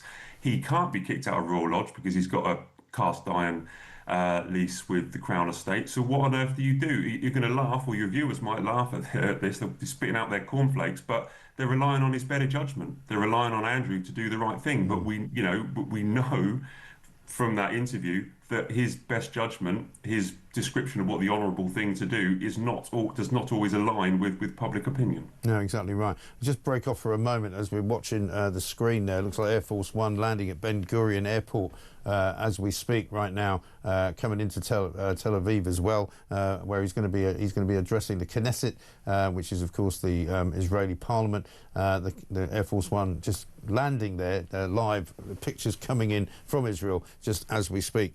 Yeah, just back to you, Matt, on the subject of the Virginia Giuffre picture. It is astonishing, isn't it, that he doesn't mention that, because he made such a big deal of the fact that that was a fake picture. And you'd think he might have said something in that email to Epstein about it. Yeah, you would. I mean, I'm sure by the reference at the start of that email that there may well be more emails. It seems to have been in the middle of a conversation or responding to something from Jeffrey Epstein, so we don't know the full other conversations that they've had, but it's incredibly damaging that he doesn't mention any surprise or shock about a photo, but says we are all in this together. And I think that phrase there is going to hang around Andrew throughout the rest of his life and throughout the rest of his royal career. Yeah, absolutely. No question at all. Matt, great to see you. Thank you very much indeed. Matt Wilkinson there, royal editor at The Sun, with that latest news on Andrew and the fact that he actually was in contact with Jeffrey Epstein 3 months later than he says he was, after he said he cut off all contact with him after they walked in the park together in Manhattan. Absolutely extraordinary stuff. Breaking news this morning, as you can see, Air Force One landing at Ben Gurion Airport. Donald Trump arriving in Israel. He's going to address the Senate, the Knesset, I should say, and then he's going to obviously take part in the peace summit in Egypt, where Keir Starmer is also joining. Mark in Epsom says this: morning guys, all Hamas will do is disappear into the civilian population and wait until everything blows over, then reappear just like the Taliban did in Afghanistan. People are so bloody stupid, they think an ideology and hatred of Jews for thousands of years will just stop because a few virtue signalling Philistines think they know better. I don't hold out much hope at all. Well, certainly the day today has started very, very well indeed. An emotional day in Israel and around the world, really. 7 hostages transferred over to the Red Cross. We saw them driving through Gaza earlier. Those Red Cross vehicles, 3 of them, from what we can see, carrying the 7 hostages. We know who's in there. Reports include the 7 are the twins Gali and Ziv Berman, Matan Angrest, Alon Ohel, Omri Miran, Itan Moore and Guy Gilboa Dalal. His father has already spoken out and said how delighted and elated they are because, of course, they hope to be reunited with their family basically very, very soon. Within the next possibly 15 minutes to half an hour, they will then be transferred to various different hospitals around the country, including into Tel Aviv. Lots and lots of you getting in touch on this story because it is a very emotional day in Israel, but also here. This is not the end of the torture for the Jewish people, says Scottish. Well, not in the country with this weak government and the lunatic lefties. Nan in Wales says, I've never felt so ashamed and embarrassed about this country than what I do right now. Starmer should be nowhere near this. The only people who have a right to celebrate are the American administration and the Israelis. The UK, France and Canada should stay away and repent. Shame on us. Unforgivable. Certainly Marco Rubio has said in the past that the recognition of Palestine as a state before it was one was damaging to the peace talks and in fact almost derailed them shortly before the peace deal was done. 0344 499 1000 is the number. We'll continue to bring you live coverage from Israel as it develops, as it's going on. Literally new stories and new breaking news every single minute of the day. There's Prime Minister Benjamin Netanyahu who's waiting to meet President Trump, of course, any minute now. This is Morning Glory. I'm Mike Graham. Back after this.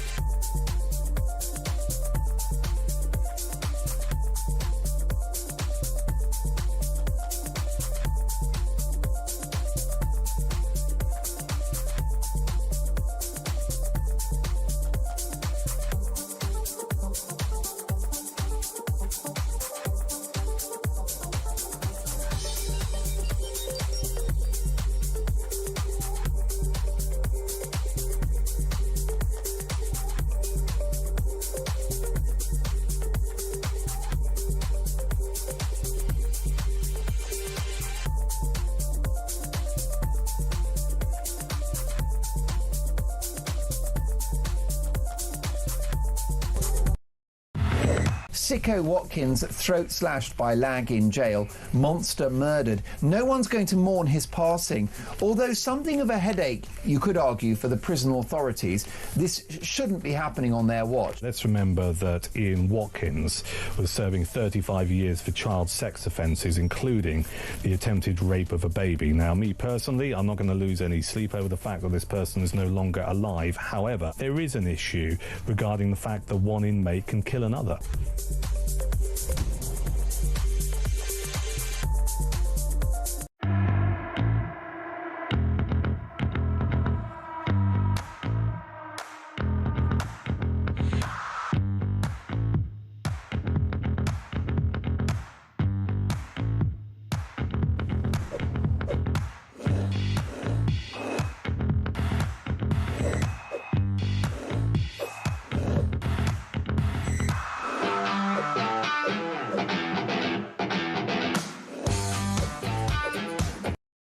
Across the UK, on DAB+, on your smart speaker, on your smart TV, and on your side.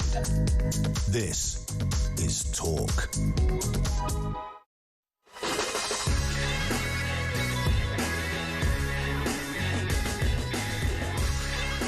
Welcome back to Morning Glory, 7:51. I'm Mike Graham with you, of course, all the way through until 10 o'clock. The breaking news this morning, 7 hostages have been transferred over to the Red Cross in Gaza. They are currently en route to an Israeli military establishment where they're going to be reunited with members of their family. We know who they are. They've been in captivity for 738 days, believe it or not. We've just watched President Trump's plane, Air Force One, touching down at Ben Gurion Airport just outside of Tel Aviv. Benjamin Netanyahu's at the airport to greet him. Trump will go straight to the Knesset to speak before them there, where he will be no doubt hailed as the peacemaker, because that's precisely what he is. He's managed to get a deal over the line with Hamas, which nobody ever thought would happen. Let's not forget, in October the 7th, 2023, Hamas killed 1,195 people, 251 others abducted. These hostages now who are being released, the last of those, there's believed to be 20 hostages still alive. 7 of them are now outside of Hamas country. We learned earlier on, talking to Elon Levy, that in fact some hostage families have been able to talk to their loved ones on FaceTime over the course of the last few hours while they're still in captivity in the tunnels, which is remarkable in and of itself. Most of the hostages previously released under ceasefire deals, but 48 held ever since. 28 of those 48 are believed to be no longer alive, and whether or not all of those bodies get released today is not very clear, but we'll bring you everything that happens in that part of the world, in Israel, as it develops over the course of the day. Right now, though, we're going to talk to Lisa Minnow, who's travel editor at The Sun, of course, just to interrupt our coverage of what's going on live in Israel. A couple of big stories to talk about. Lisa, very good morning to you. Morning. So we're told that this new digital border has kicked in as of yesterday in Calais, which apparently is going to make it a bit more difficult for people to travel to the European Union. Is this all about France being a bit difficult? Why are they doing it? It's not just about France, it's about Europe as a whole deciding that they want to keep track of who is coming in and out of Europe. So this is going to be the new entry-exit system. You're going to have your fingerprints taken and your facial biometric taken for the first time, and then at every subsequent visit after that, just one of those will be checked. That will last for 3 years, then you have to do it all over again. The idea is to track whether or not we're staying the 90 days in 180 that we are allowed post-Brexit. And this is the biggest change to travel to Europe since Brexit. It is going to have the potential to cause delays, but this phased rollout of the system, which started yesterday, at the moment we haven't seen too much chaos. I think where we will possibly see it start to ramp up in terms of queues is November the 1st, because that's when the juxtaposed port customs officials, so that's at Port of Dover, Eurotunnel and Eurostar.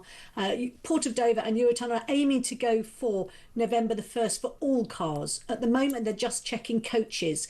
But there is a potential for problems because we're going from it taking about a minute to actually check your details to up to 6 minutes. Right. Now, it's not going to take long before it gets very, very chaotic down in Dover because of that. Yeah, I mean, I haven't been through the ferry terminals for a while, but you used to do the sort of the French bit as you were getting on the ferry in on this side, didn't you? Has that changed then? Exactly, that's exactly what's happening. But what they've had to do is they've actually had to reclaim land down at Dover Port, just so they've got the facilities now to process the number of people, because of course everyone is going to have to get out of their cars, go up to a machine, or be questioned by somebody who's got an iPad, and then pass all of these various different checks. So it is going to take longer.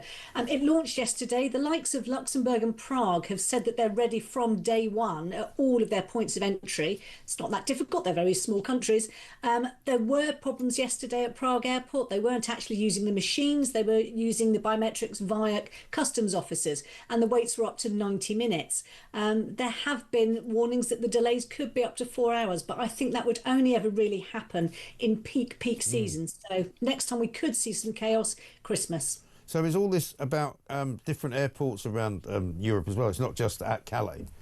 It's every airport in Europe. So every point of entry into the Schengen area is going to be affected. That's 1,800 points of entry into Europe. So it's a lot of changes being made. I was at Palma Airport last week. There are banks and banks and banks of these new machines. Now, Spain haven't yet put that into action. They've got 6 months. The European Union has given them 6 months for the whole of Europe to be up and running with this new entry-exit system. But it will be phased in gradually to hopefully mean that there isn't going to be any kind of real snarl-ups at the airports. Be nice if they had an entry-exit system for the illegal migrants as well, wouldn't it? But I mean, I suppose they're working on that, are they?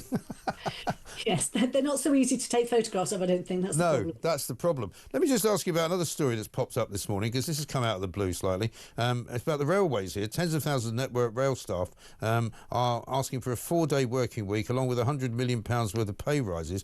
This is all coming from the RMT, who haven't been on strike for a while. So they haven't actually threatened a strike yet, but it looks as though if they don't get what they want, they may well do.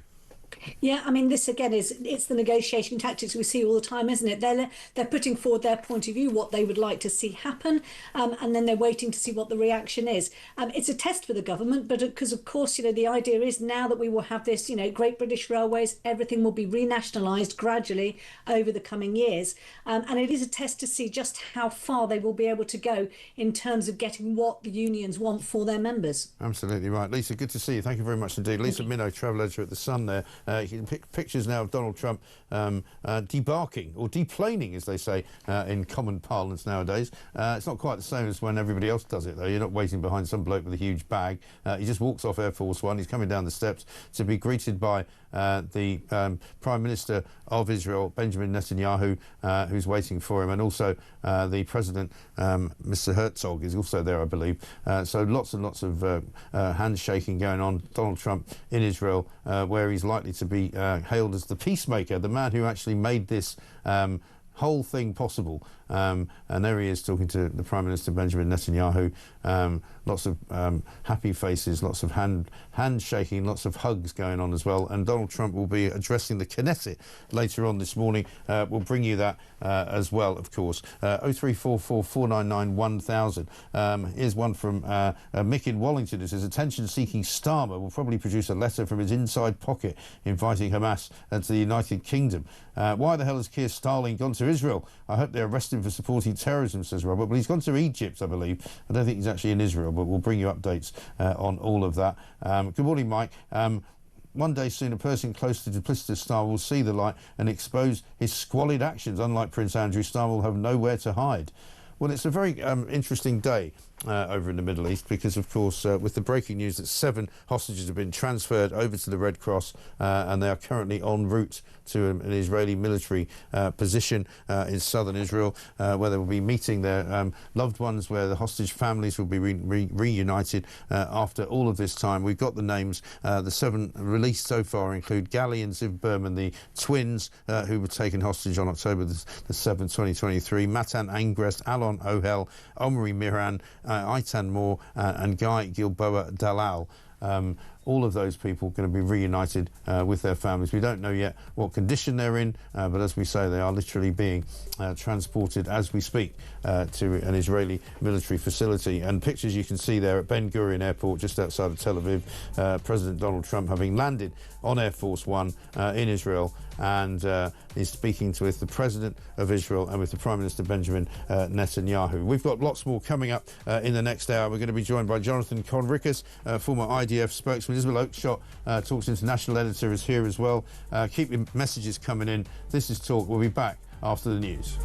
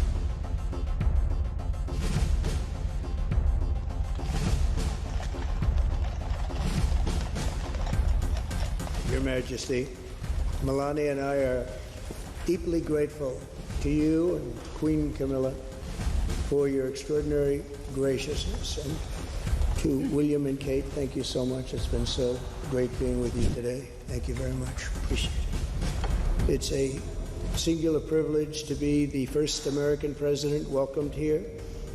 The phrase special relationship, seen from American eyes, the word special does not begin to do it justice. We're joined by history and fate, and by love and language. Thank you. Thank you very much. It's a great honor to be with you.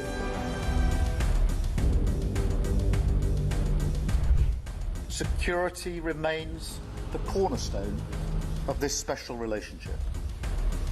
We have the deepest, most advanced defense relationship in the world. As I said last night, the bond between our countries is like no other anywhere in the world. The United States and the United Kingdom have done more good on this planet than any two nations in human history. We are working together to end the humanitarian catastrophe in the Middle East.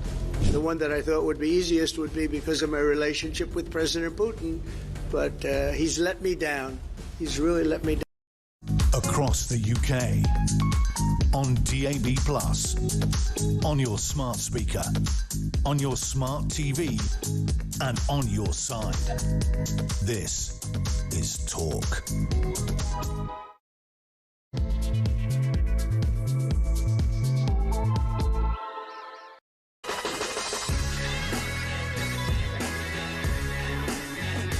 Welcome back to Morning Glory. It's coming up to 3 minutes past 8. It is, of course, Monday, the 13th of October, and a very, very special day this morning because, as you can see from the live coverage coming in from Israel, Donald Trump has arrived now at Ben Gurion Airport, just outside of Tel Aviv.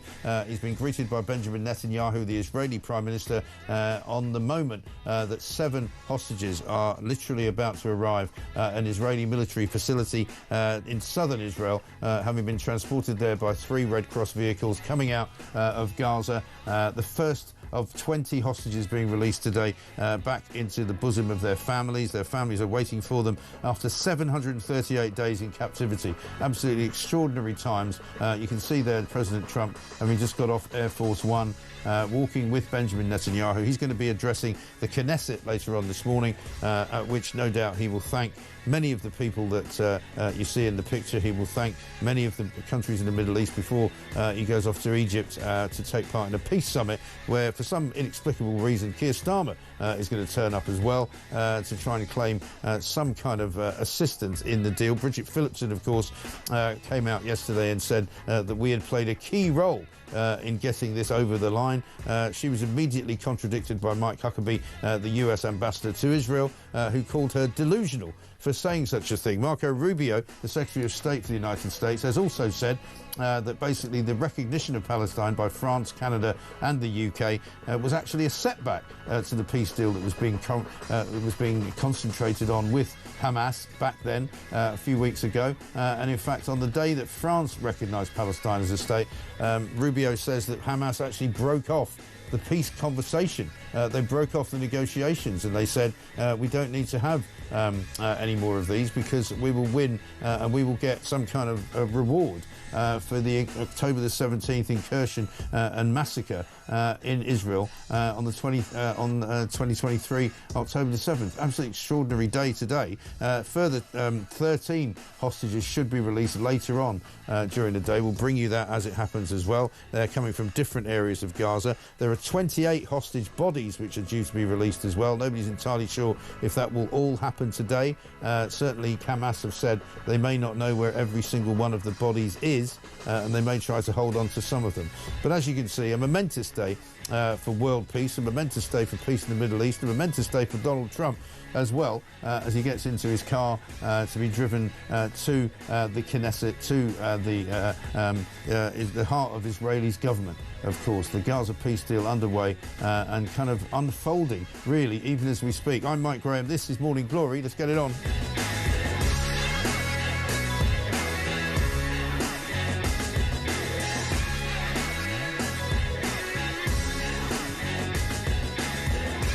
Mark in Dorset says, morning Mike, a great day, but what about the terror tunnels? They are still there, miles of them. I wonder what will happen now. Well, that's a good question. I'll put that to Jonathan Conricus, a former IDF spokesperson. Also, Isabel Oakeshot's going to be talking to us in a moment as well. Cliff in Berkshire says, you asked one of your guests whether Hamas still had fighters and leaders. Well, they will now have an extra almost 2,000, which Israel will release as part of the peace deal. And yes, indeed, I mean, it's not escaped my notice that one of the things that happened after the last or one of the many episodes of prisoners being released from Israeli jails, many people held there for terrorist activities.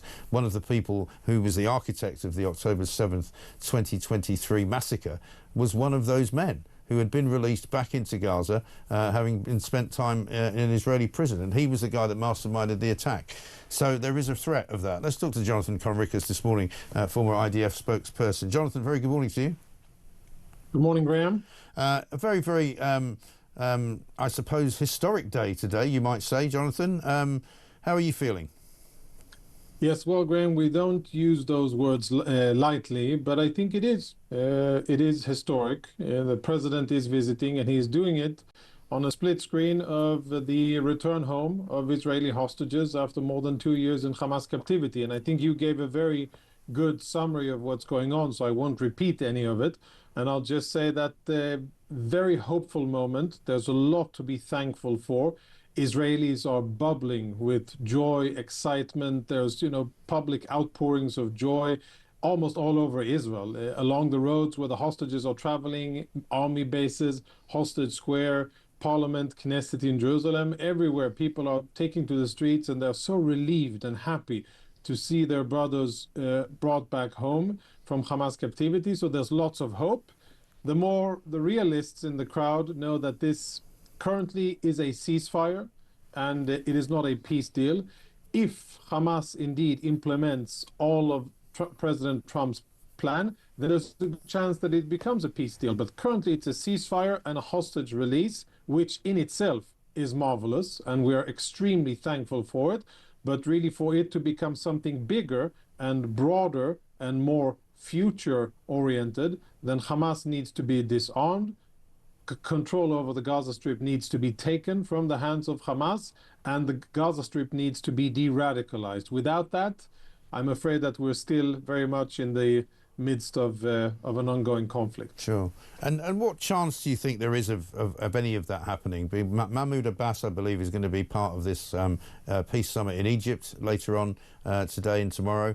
Does he have a role somehow in taking control or persuading Hamas to hand over their arms? No, I don't think that Mahmoud Abbas, is in a position to persuade or influence anybody to do anything. He can barely control the Palestinian Authority and his own security forces.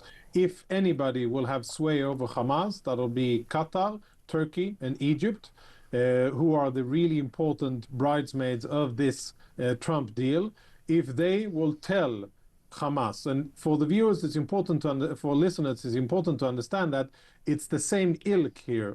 Hamas is the militant offspring of the Muslim Brotherhood. Qatar and Turkey are the nation-state supporters of the Muslim Brotherhood, so it's kind of within the family, it's siblings talking with each other. And if Qatar and Turkey tell Hamas that they want them to disarm and that it is now time for them to do so, then I think there's a small chance that it will happen.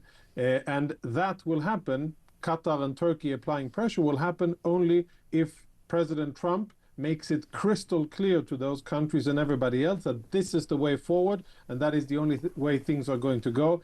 If that doesn't happen, if Hamas will continue doing what they're doing now as we speak, arbitrary killings, executions on the streets in Gaza, killing dissidents and killing rivals and killing other Palestinians that they see as a threat, and which is what they've been doing in the last 24 hours in Gaza City and in Khan Yunis. If that is allowed to continue and is tolerated, I'm very pessimistic about how this is going to hold and how we're going to see positive developments. And one question about the hostages. Under the agreement, Hamas has got until 10 a.m., I think, UK time, just under 2 hours, to hand over the 13 other living hostages. Does anybody know yet how it was determined to release 7? At first we were told possibly 6. I mean, who made that decision? Yeah, so it's 3 different areas. Gaza in the north, the central camps, and Khan Yunis in the south. And each location, a number of hostages, so first 7, and then we have the remaining 13. Maybe they'll be divided 6 and 7, we'll see. But at the end of the day, they're supposed to be linked up or delivered to the Red Cross from those 2 locations. And the similar actions will be repeated. The Red Cross convoy making its way to IDF, and then the IDF taking the hostages after initial assessment. If any urgent medical aid is needed, then there are helicopters on standby to take them from within the Gaza Strip to Israeli hospitals if that is necessary. If not, then they will be taken to the military base. They'll see a familiar face, family, mother, father, anybody else close, and then they'll shower, get their clothes, and then they'll go to take a helicopter to a hospital in central Israel for the beginning of their recovery. I'll emphasize that, you know, the biggest threat here in terms of the hostages coming back based on previous experience is extreme malnutrition, starvation. And we've seen previous hostages, men that were kept in 400 and 500 days of Hamas captivity, lose 30 or 40% of their body weight, severe malnutrition with their immune system totally exposed and very fragile. So the medical experts are on ground to make sure that they're given the expert treatment, preventive medicine and boosters and food, etc., measured according to their situation. Very delicate. You want to give them love and warmth and a human touch, but you also don't want to compromise their immune system because they are now very, very fragile. So it's a delicate situation, but I'm sure that the professionals on the ground will do the right thing. Jonathan Conricus, thank you very much indeed. Former IDF spokesperson there, giving us some insight into these decisions that are made by the authorities, both in Israel and, of course, the people with whom they are negotiating, the terrorists, effectively, in Gaza. Somebody asked about the tunnels that are still very much in position there underneath Gaza City. Miles and miles, more tunnels than there are in the London Underground system. Extraordinary stuff. So we're told until 10 o'clock to get the other 13 hostages back. We'll bring you that news, of course, as it comes. Let's go now live to Isabel Oakeshott, Talk's international editor. Isabel, very good morning to you. Good morning. Well, I thought that was a brilliant interview with Jonathan Conricus, who explained, I guess he sort of injected a bit of cold reality into this, because it is such an incredibly exciting and emotional morning. You know, I've been glued to the coverage of this. It's just absolutely all-consuming, and you know, I feel for those gathered in Hostages Square. I was there earlier this year. I know they had that table set out with places for all the hostages, bring them home, and this is the moment when it's happening. And Trump himself has used the words, the war is over.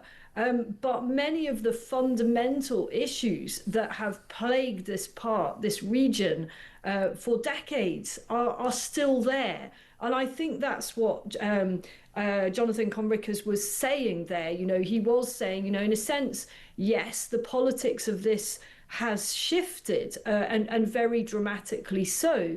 But nonetheless, the bigger picture, many of the deep-seated issues remain. And there is such a key role now for those countries that have influence over Hamas, as he was explaining, in particular, Qatar and the links there between the political leadership of Qatar and the influence they may bring to bear over Hamas to give up its arms. Yeah, I mean, it is, as you say, spectacularly historic day.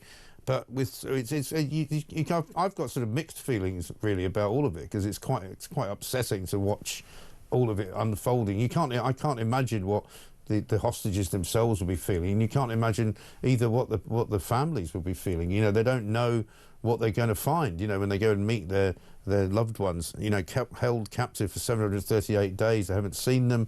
I was quite amazed to hear the news as well that Hamas have allowed some kind of FaceTime conversations to be had between some of the hostages and their families before they've actually been released, which will be the first time they've seen them, you know, in over 2 years.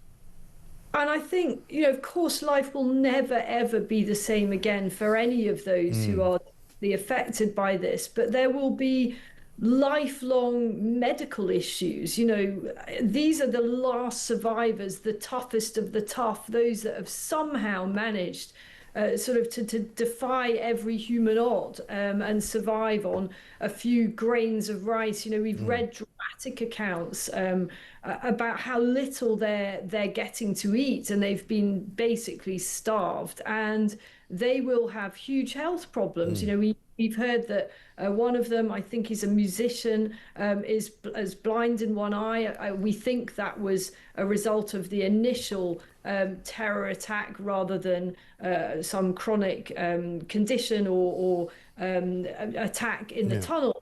But there will be so much to live with, and a huge process of adjustment. And then there's the other side of it, which is the release of all these prisoners. And naturally, we're paying less attention to that this morning, because the human story that most of us at Talk care about and across so many places is the release of those innocent Israelis. But you've got, you know, 1,000 plus very bad people about to be let out of prison and disseminated. And are we to believe that those convicts have undergone some kind of, you know, transformation? I mean, are they all now repentant of their sins and they will never pick up arms or do anything bad again? I'm not so sure about that. Well, exactly right, because we know, I don't know if it was Mohammed Sinwar, but certainly one of those people who was the main architect of October the 7th massacre in 2023 was a former Israeli prisoner, a man who had been released as part of one of these deals. I think they got an Israeli soldier back and they released a couple of hundred Palestinians. And the guy who was responsible for coming up with the idea of October 7th was one of those people released back into Gaza. Yeah, there you go. So it's not as neat as anyone would wish it to be. Far from it. You know, you don't just sort of disarm in such a conclusive way as a result of a deal like this. There will be many diehards that are now sprinkled across the region. Some of them have been accepted into other countries in the Middle East. I'm quite surprised anyone's willing to take them, but they are. You know, this is a collective effort. And plenty of very radicalized people still in Gaza. So I don't want to be negative, because this is such an incredible day, and it's actually genuinely quite emotional watching it, I think. Yeah, totally. Nothing, I don't want to take away from any of that, but it's not exactly as Trump said, the war is over. Well, the immediate bombardment and the razing of buildings and the the murderers, as the pro-Palestinians would see it, of innocent children and so on, that hopefully stops. But the ongoing fundamental dispute isn't a territorial one anyway, it's an ideological one.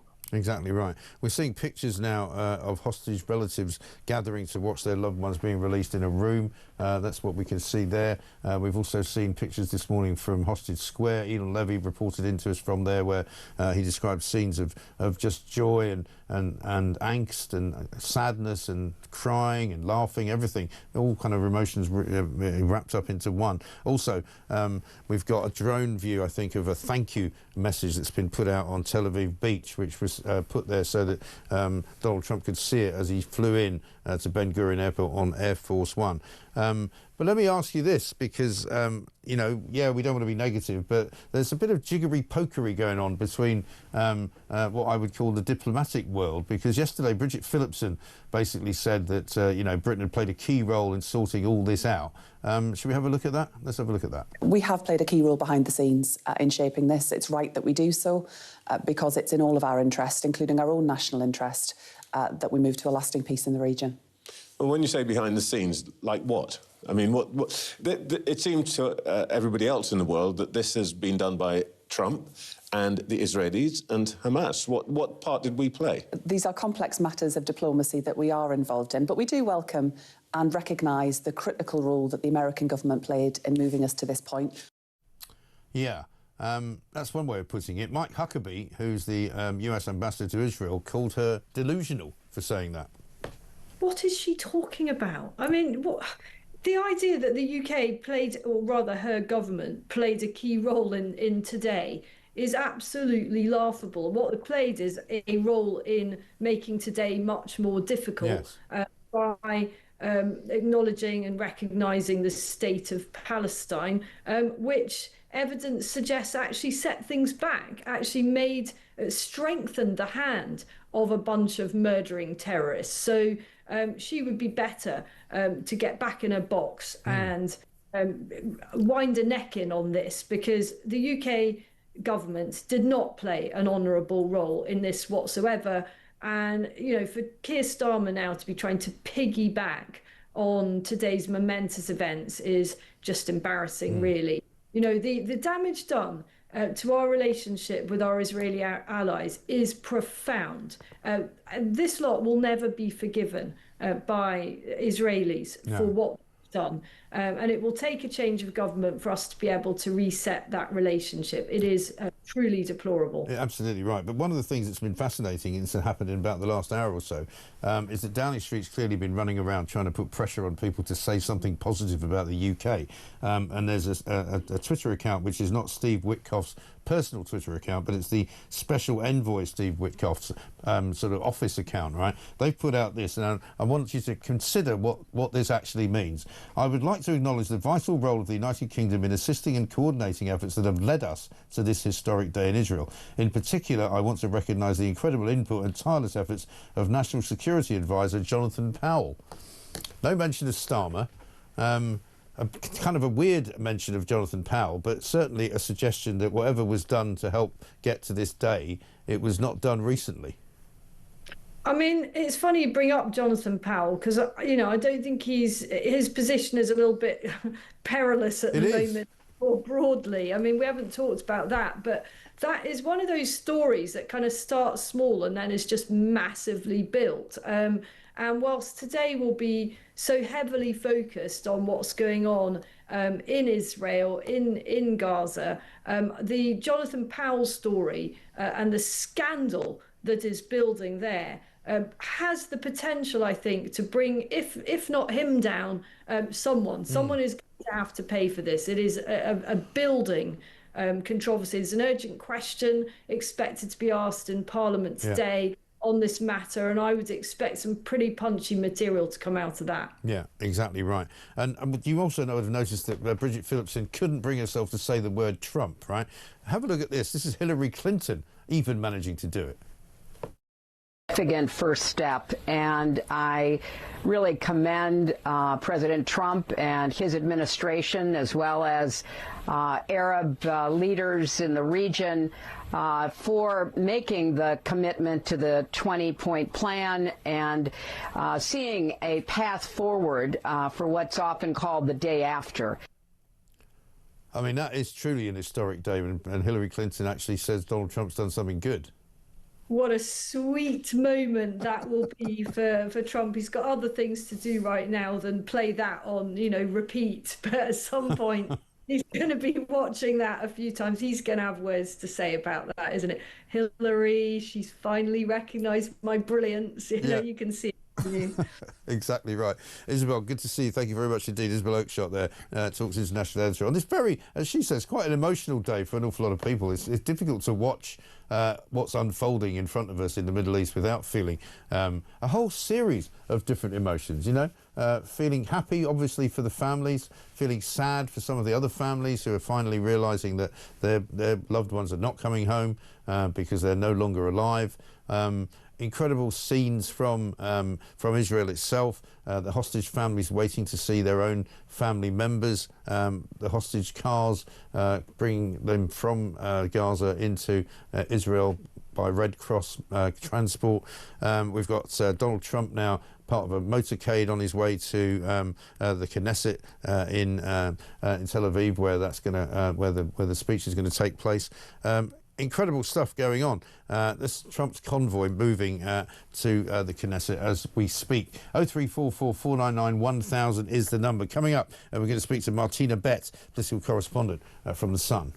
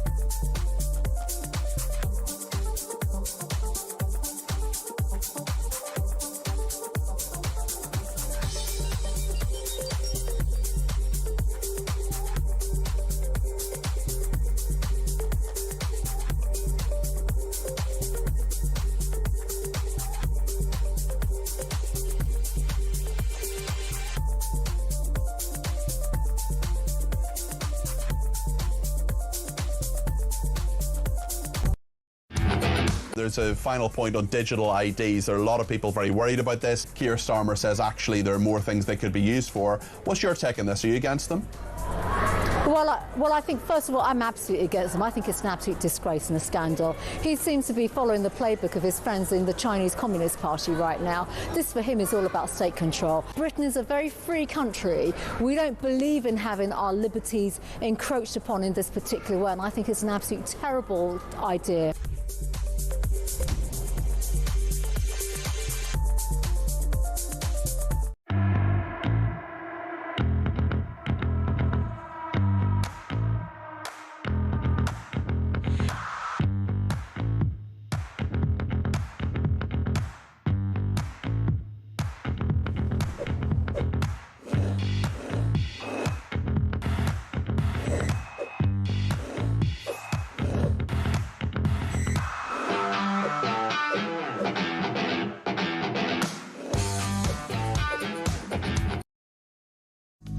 across the UK.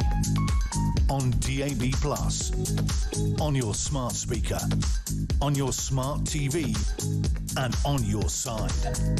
This is Talk.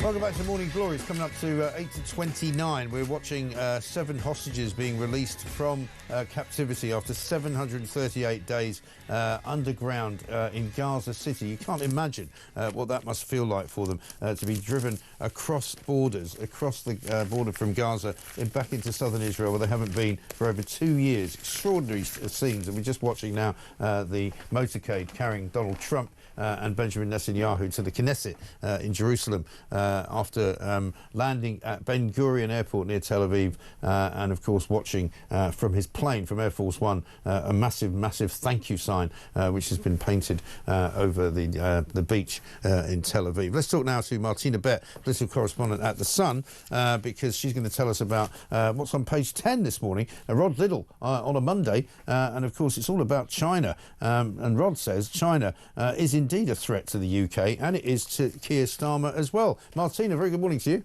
Good morning to you, Mike. And yeah, I mean, Rod Liddle's column in The Sun today hits right at what I think is becoming a full-blown China scandal for the Labour government right now. And as you say, Rod's warning is quite simple, that China is a threat, not a partner. And he says the Prime Minister is refusing to face up to that reality, really. Yeah, he is. And also, the more they doth protest, as they say, the worse it looks, doesn't it? Because we've now been told 3 different versions of events, like all political scandals. You know, it's the lies that eventually, the cover-up that gets you. You know, the CPS quite clearly have said that they did not get cooperation from Downing Street when they wanted to prosecute these 2 spies. They wanted to have information which said that China was a threat, that China was indeed the enemy, and that this was dangerous activity that they were getting people to do on their behalf. And meanwhile, you've got Bridget Phillipson yesterday saying Jonathan Powell definitely didn't get involved in what she described as the detail of the case, which all sounded like a little bit of a lawyer's excuse for what he actually did. Yeah, it's quite crazy the way that their point is changing by the day, you know, and I think for the past 2 weeks they've been able to avoid quite a lot of scrutiny because Parliament wasn't sitting, whereas today we are back in Parliament. There would be a lobby briefing with the Prime Minister's spokesman, so there would be lots of questions. You know, as you say, the CPS has now confirmed they spent months asking the government to confirm that China was a national security threat. Yeah. And the government simply refused. So, of course, it was that refusal that collapsed the entire trial. And I think one of the points that Rod Liddle makes in his column today is I think he gets to the point of it, which is, you know, imagine if this had happened the other way around. If a British spy got caught in China, you know, he says he would be executed. But here, you know, our government dropped the case and blamed it on, you know, legal technicalities when, frankly, does not stand up to scrutiny. No, and what's quite interesting, I was speaking to a former diplomat who's worked on China for the last 2 decades, and he was going to testify for the prosecution during the trial, and I spoke to him last week, and it was quite interesting what he told me, because he said that if the government had decided to go against what, the government is saying that he couldn't say that China was a threat because under the previous government, it wasn't a threat, so they couldn't change it. But actually, let's imagine they'd done so, and the reason why they didn't is because they were scared of repercussions from China. Charles Parson, his former diplomat, told me, actually, it would have made lots of noise, but essentially it would have amounted to nothing, because China, like most authoritarian states, they can sniff weakness and then they go for it. And actually, all the nations that have been in the doghouse with China, their exports have gone up. During the golden era, Britain's exports to China were at the highest, whereas now they're not. So it's very interesting questions that the government needs to answer today. Well, also we're told by a piece of the Telegraph this morning that senior economists and politicians have sounded an alarm because there's hundreds of billions of pounds in UK debt, which is basically owned by China. And so the more debt that they own of ours, the more they can control what it is the government does.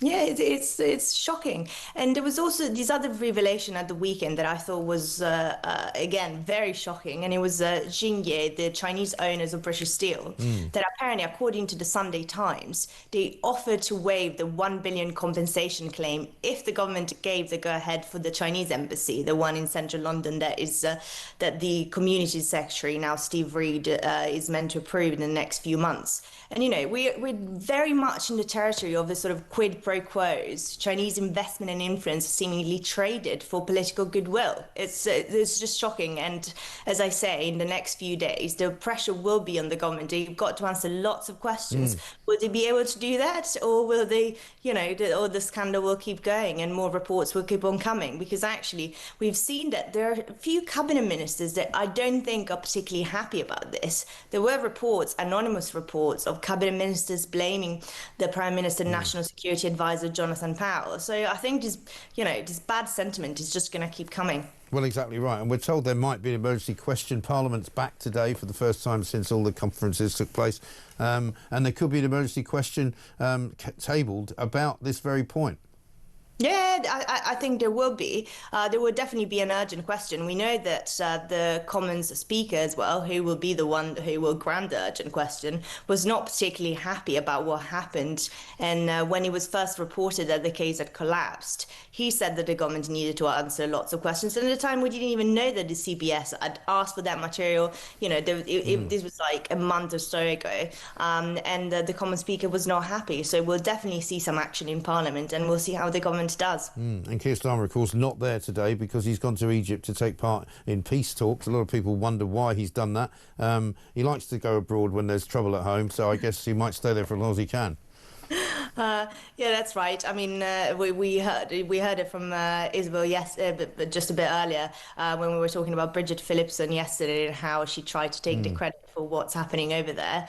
We'll see if the Prime Minister will try to do the same, but I'm not sure it'll go down very well with our ally in the US. No, I wonder about that. We'll see how that all plays out. We'll watch the body language carefully. Martina, thank you very much indeed.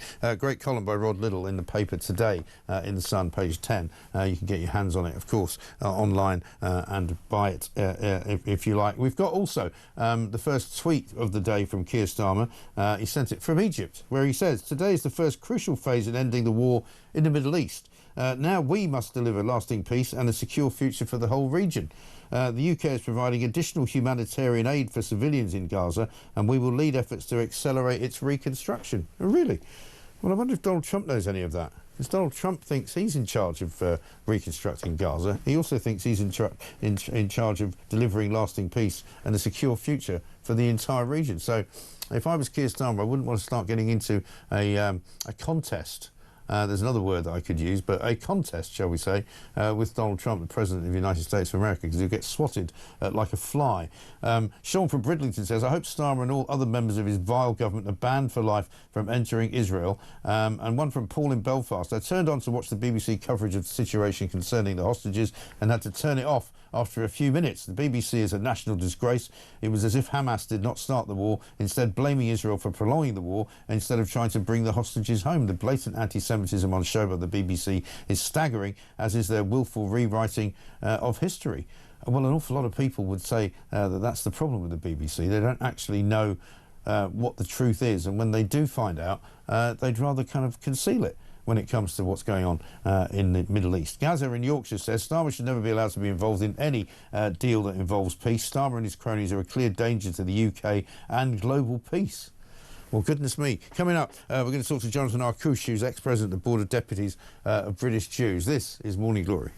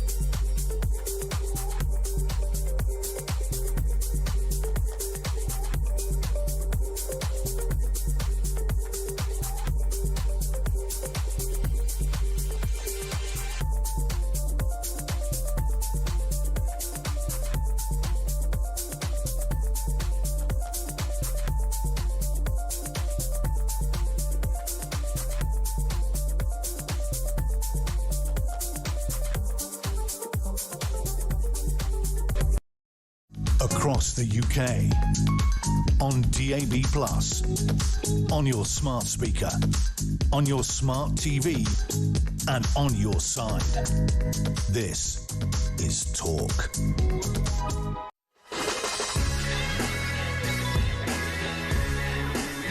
Welcome back to Morning Glory. It's coming up to 20 minutes to 9. Don says, is Keir Starmer in Egypt on behalf of Palestine? He's not there for UK interests. A strange behaviour. Keep up the good work. Yes, indeed.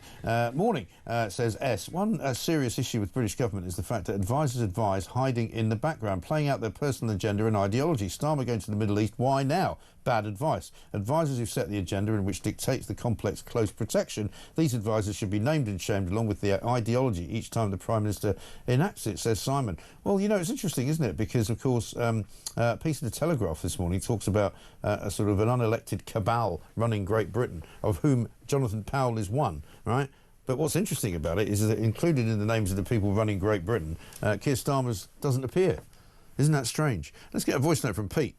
You can't trust Hamas. If they don't reappear and start all over again once they've reformed, they'll reappear as something else, but they'll still have control out there and it will still carry on. It's like several of these film scripts, you see. Let's wait until they have a peace settlement, and even at the peace meeting, that's the ideal time to attack, isn't it? When thoughts are not in the same direction as they have been. I don't know where this goes. But you can't trust Hamas. Pete, I think that's right. But, you know, I think we have to rejoice that at least on this moment and this occasion, 7 hostages have been released. Another 13 are supposed to be being released before 10 o'clock this morning. That's the deadline we believe that Hamas have agreed to. We'll keep our eyes on what's going on there. You can see Donald Trump's live motorcade travelling there to the Knesset in Jerusalem. Also, you can see some hostage relatives gathered to watch their loved ones being released, and occasionally we'll show you pictures as well of Hostage Square, where a great deal of jubilation is quite understandably going on.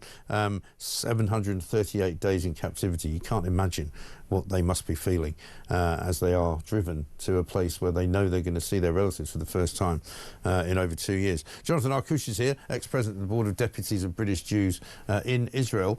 Jonathan, very good morning to you. Good morning, Mike. It's quite the day to be in Israel. I can imagine. It's a mixed day for me. I'm sort of, you know, I'm so happy that it's happened, but I'm also sad that it had to happen this way, and poor families have had to go through this awful torture of 738 days. But obviously, you know, happiness is the overriding emotion, I think. Today in Israel, I think that's exactly the mixture of feelings. There's relief, there's anxiety until the last living hostage is released. They're also concerned for the deceased hostages, some of whose remains may not come back. But there is enormous joy that finally, after 738 days, 20 completely innocent young people, some of whom abducted from a pop festival, are finally out of those dungeons in Gaza where they were tortured and starved, and can now come back to their families. Exactly right. And of course, you know, many people questioning what happens next. I mean, it may not be the day for that, but how confident are you that this is, as Donald Trump calls it, the end of the war? I wish I could be really confident. I'm not terribly confident. You can see that Hamas is already settling its scores in Gaza. There could well be some civil infighting in Gaza. But how any foreign forces are going to sort out that territory, let alone make it into a civilized sort of society that everyone wants, I think will take a vast amount of work and a huge amount of luck. But we all pray and hope that it will succeed. And I think Donald Trump has to be given the credit for providing the impetus. Yeah, I don't think there's any question about that. I mean, even Hillary Clinton has actually given him credit today for what he's done. So, I mean, if she could manage to do it, I think almost everybody else can. And it's been a bit, I suppose, unfortunate, if I'm going to be kind, to watch some politicians in this country not quite managing to mention his name. Look, let's face it, I'm a proud British Jewish citizen. I'd love to be able to say that our government played a part in this. I'm sorry to say that I think Keir Starmer played a negative part in it by his precipitate rush to recognise Palestinian statehood.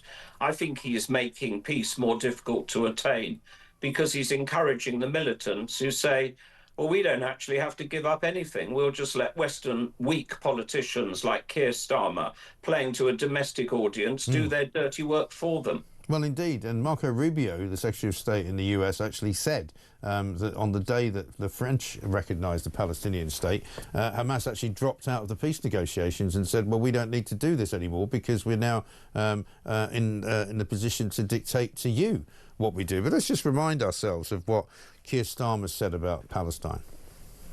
In the face of the growing horror in the Middle East, we are acting to keep alive the possibility of peace and a two-state solution. That means a safe and secure Israel alongside a viable Palestinian state.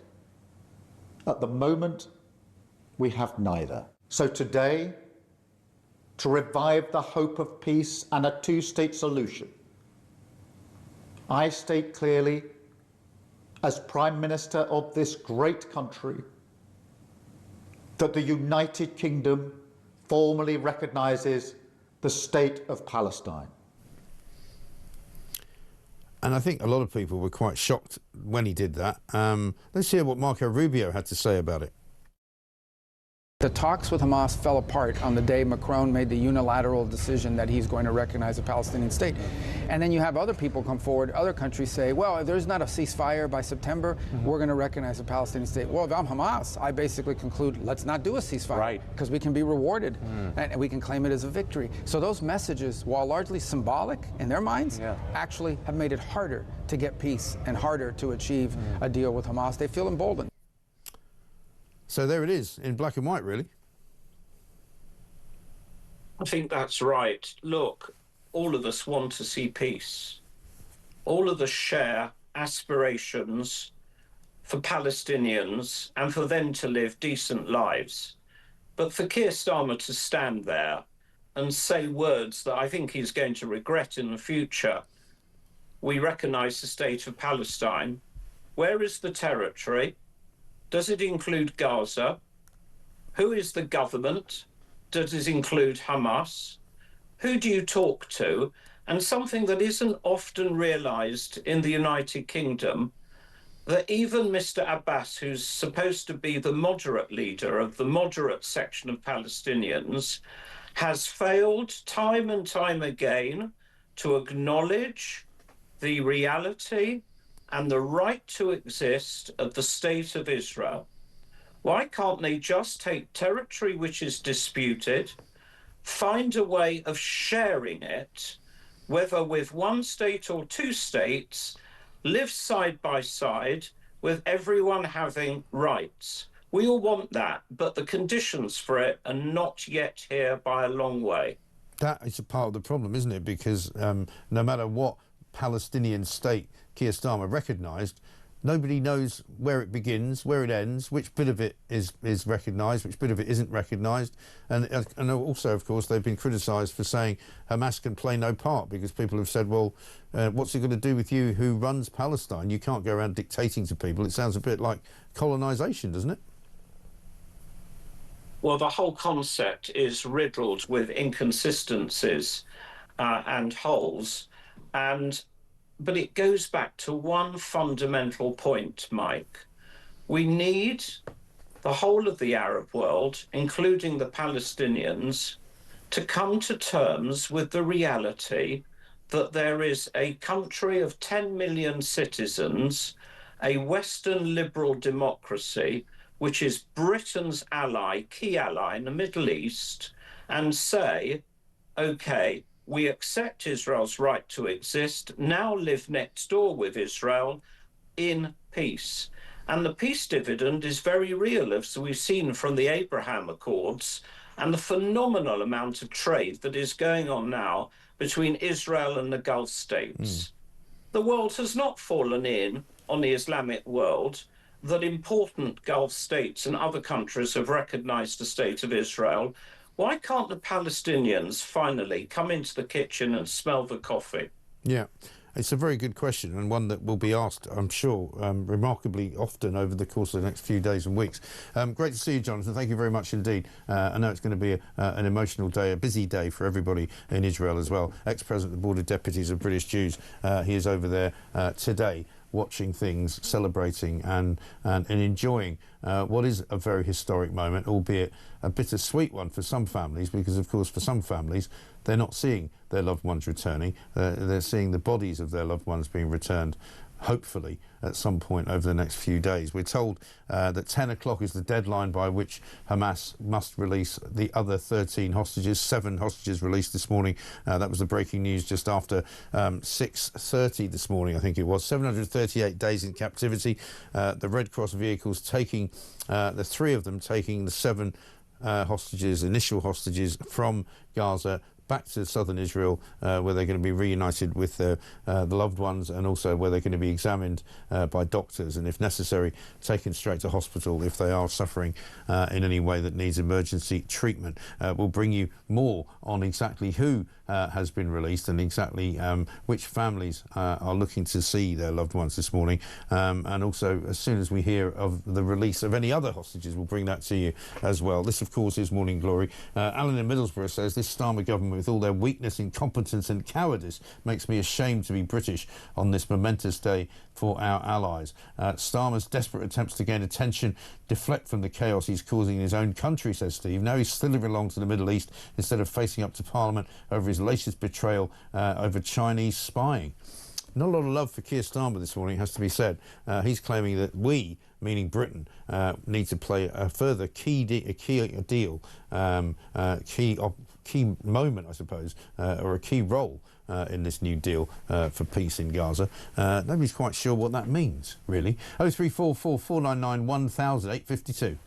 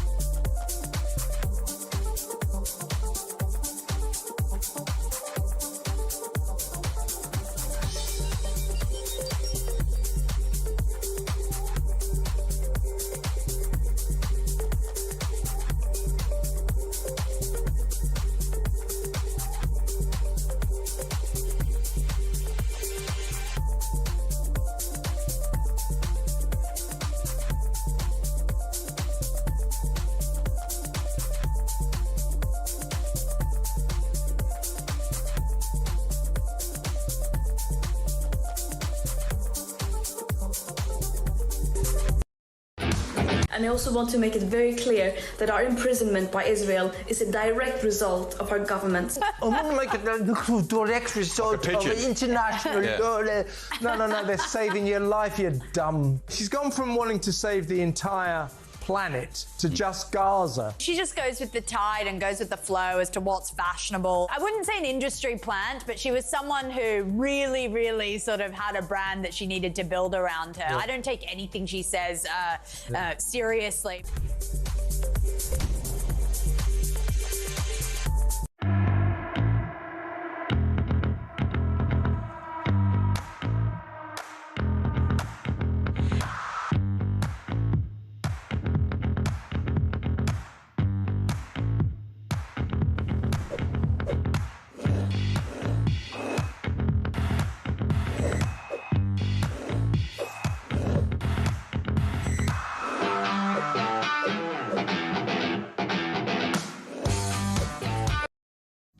across the UK.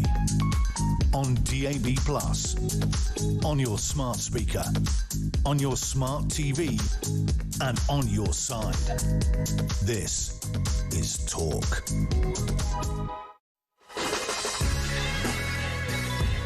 Welcome back to Morning Glory. It's coming up to 5 minutes to 9. Morning, Mike. Not wanting to diminish the events for Israel, but notice how every lamppost in Israel is adorned with their national flag. Not a word of dissent, says Stephen Devon. Yeah, interesting point that, isn't it? Great show on this historic day. Please don't let Keir Starmer anywhere near phase 2 of this peace process, says Richard.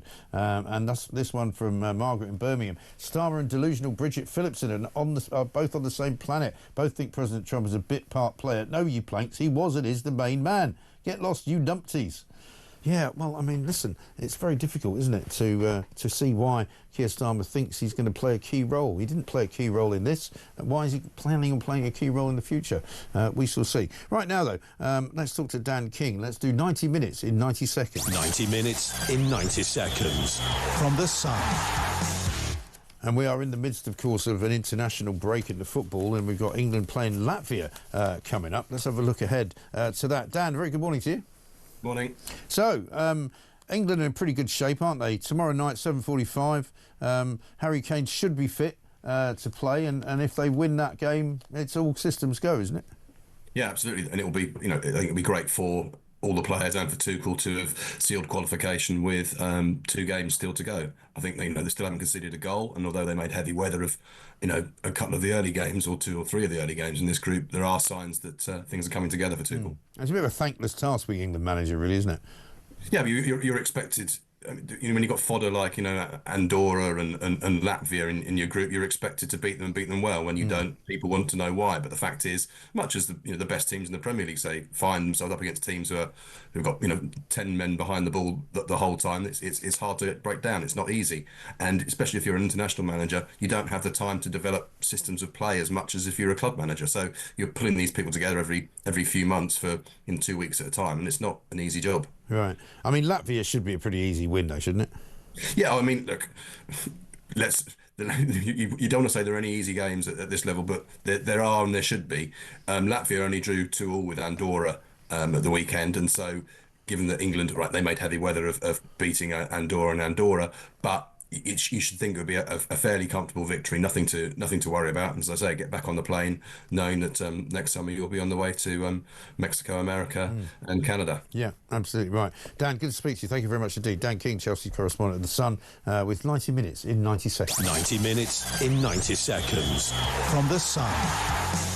We've been breaking news to you all morning this morning. The latest piece of news coming in from Israel. Red Cross vehicles are in position at the Nasser hospital in southern Gaza, which is a hostage handover site. We know that 7 hostages have been transferred to the Red Cross about an hour or 2 ago. After 738 days in captivity, 3 Red Cross vehicles made their way from Gaza to where we are now, the Nasser hospital in southern Gaza, right by southern Israel, of course. The reports say the 7 men include Gali and Ziv Berman, 2 brothers, twins who were taken hostage at the same time. Matan Angrest, Alon Ohel, Omri Miran, Eitan Moore and Guy Gilboa Dalal, whose father has already been speaking out and saying how elated they are, how much they're looking forward to hugging their son, how they can't wait to see him. It's going to be a very emotional day for all of those families, of course. We await the other further news that before 10 o'clock they are supposed to be releasing the other 13 hostages of the 20 who remain alive. 28, we believe, did not survive, and so the bodies of those people will supposedly be handed over at some point in the coming days. Donald Trump is now in Israel, is on his way to speak at the Knesset. We'll bring you that when we can. Lots more going on. This is Morning Glory.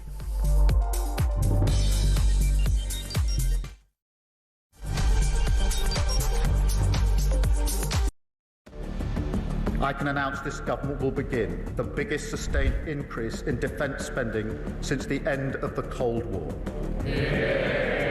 We will deliver our commitment to spend 2.5% of GDP on defence, but we will bring it forward so we reach that level in 2027. The answer from European capitals has been as resounding as it is clear. We are in an era of rearmament to respond to the short-term urgency to act and to support Ukraine, but also to address the long-term need to take on more responsibility for our own European security. On Saturday, we also agreed a new £2.2 billion loan for Ukraine, backed not by the British taxpayer, but by the profits from frozen Russian assets.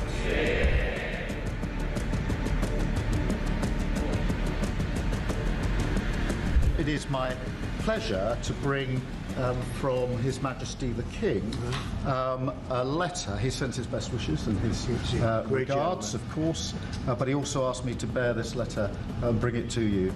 So can I present the letter from the King to you? Thank you very much. Am I supposed to read it right now? Yeah, please do.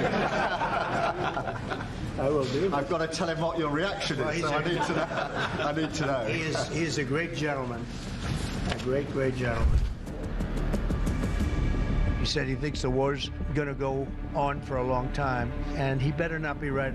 Well, I just think he should be more appreciative, because this country has stuck with them through thick and thin. We've given them much more than Europe, and Europe should have given more than us, because as you know, that's right there, that's the border. What kind of diplomacy, JD, you are speaking about? What do you mean? I'm talking about the kind of diplomacy that's going to end the destruction of your country. Yes, but if you Mr. President, with respect, I think it's disrespectful for you to come into the Oval Office and try to litigate this in front of the American media. You're gambling with the lives of millions of people. You're gambling with World War III. You're gambling with World War III.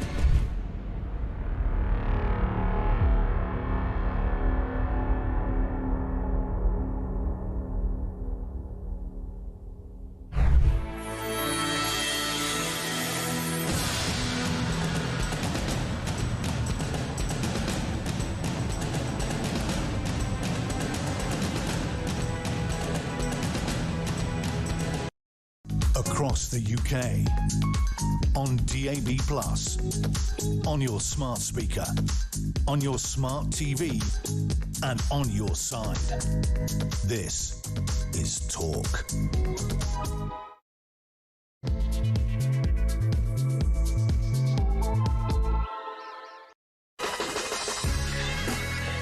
Welcome back to Morning Glory. Coming up to very nearly 3 minutes past 9. I'm Mike Graham with you all the way through, of course. The big story this morning, breaking news that 7 hostages have been transferred over to the Red Cross in Gaza after 738 days in captivity. We are told the Red Cross vehicles are now in position at the Nasser hospital in southern Gaza, which is a hostage handover site. Just after 6 o'clock this morning, the moves began. 7 hostages were put into 3 Red Cross cars and driven through what looked like the ruined streets of Gaza City as they were brought out into what can only be described as civilization and the other side of the border into Israel. Donald Trump has flown in to Tel Aviv, to Ben Gurion Airport, just about an hour ago. You're watching now as the scenes of those Red Cross vehicles bringing the hostages to civilization, as I say, away from those horrible, ghastly underground tunnels in Gaza, where they've been for more than 2 years, incredibly. Nobody knows what kind of physical state they're going to be in. Nobody knows what kind of mental state they're going to be in, but for sure they are going to be absolutely delighted to be seeing their families again for the first time since October the 7th, probably before that, 2023. We know who the 7 hostages are. We'll bring you those names coming up, but they include 2 brothers who were twins, Gali and Ziv Berman. Also, a couple of other brothers are going to be reunited, we hope, later on this day. It looks as though the 13 remaining hostages who are alive will be brought out sometime between now and 10 o'clock. 10 o'clock is the deadline, supposedly, for Hamas to release the rest of the 13 hostages. And also, they've also got 28 hostage bodies of hostages who died during the ordeal, and some families are not sure whether some of their relatives are coming out or not. It's a terribly tense time. There have been celebrations in Hostage Square in Tel Aviv. There have been calls for the end of hostilities. Benjamin Netanyahu met Donald Trump at the airport. Donald Trump is going to be addressing the Knesset in Jerusalem in the next hour. We will bring you that speech as soon as it happens, when we can. Of course, we are still going to be taking your messages too. A lot of you asking the question why Keir Starmer has gone to Egypt to take part in peace talks. He says that we, and I presume by that he means Britain, should play a key role going forward in making sure that it's a lasting peace. Well, Bridget Phillipson was called delusional over the weekend when she claimed that Britain had already played a key role in the release of the hostages. America, it would seem, do not agree. Marco Rubio, the Secretary of State, also said those countries who recognise Palestine almost derailed the peace talks and did a lot more harm than good. So will Keir Starmer be recognised by Donald Trump when he sees him? And will Trump give him the bum's rush? Which I think he should do. 0344 499 1000. Chris Philp coming up. Also Mark Littlewood, Director of Property Conservatism. And we'll be speaking to Eugene Kontorovich as well from the Heritage Foundation in Israel. This is Morning Glory. Let's get it on. Mike in Lincoln says, Mike, something just occurred to me. Do you think there's any chance we can get Trump involved in releasing the many millions of people in Britain being held hostage by this despicable, lying, useless Labour government? He'd certainly have earned the Nobel Peace Prize if he did that. Well, that's true too. And one here from Julian who says, Trump won't forget that Starmer sent a socialist posse to the USA in order to campaign against him. Now, Septic Starmer is desperately trying to steal Donald's thunder. What a pointless oik. And as for his deluded android education minister and mastermind foreign secretary, Trump and Vance know exactly how incompetent these characters are. They are a national embarrassment. Go Trump, says Julian. Well, that is the problem, isn't it? You know, we've got Keir Starmer facing right now another big scandal, which there will probably be an urgent question about this afternoon in Parliament. Parliament back for the first time, of course, since all of the party conferences took place. And there's going to be a question asked urgently, we think, about China and about the Jonathan Powell scandal, which would appear to be an allegation from the CPS, the Crown Prosecution Service, that Downing Street, either in the form of Jonathan Powell, but certainly in the form of somebody, refused to cooperate with them in their attempts to prosecute two Chinese spies. Therefore, the case collapsed. Therefore, a case couldn't go forward. Therefore, the case couldn't be heard. And according to the CPS, the reason why they couldn't get any cooperation out of Downing Street was because they couldn't get anyone to call China a threat, to call China the enemy, or to give any evidence whatsoever about how dangerous China is. And the questions are now being asked in Parliament as to how that could have happened and who could have been responsible. Let's talk to Chris Philp, MP, Shadow Home Secretary. Chris, a very good morning to you. Good morning, Mike. I mean, obviously all eyes on Israel this morning and Keir Starmer over in Egypt for this peace summit. But, you know, if I may, I'd quite like to ask you about this China situation, because we're told there could be an urgent question asked in the House of Commons this afternoon. What are you hearing about that? Yeah, well, I've tabled an urgent question over the weekend. It's possible the government might do a statement instead, but they've got some serious questions to answer, because it appears, well, in fact, sorry, it doesn't appear, it is the fact that the government withheld vital evidence from the Crown Prosecution Service, evidence the government possesses, and the government's failure to provide that information caused the China spying prosecution to collapse. And the Director of Public Prosecution, Stephen Parkinson, has taken the unprecedented step of writing a letter confirming that, which demonstrates that what the government said in Parliament in September, where they denied all knowledge and denied any involvement in the collapse of the case, those claims are totally untrue. And of course, the consequence of this is not only that two alleged spies get off scot-free, but also countries like China now think they can spy on the UK with impunity. This is really serious.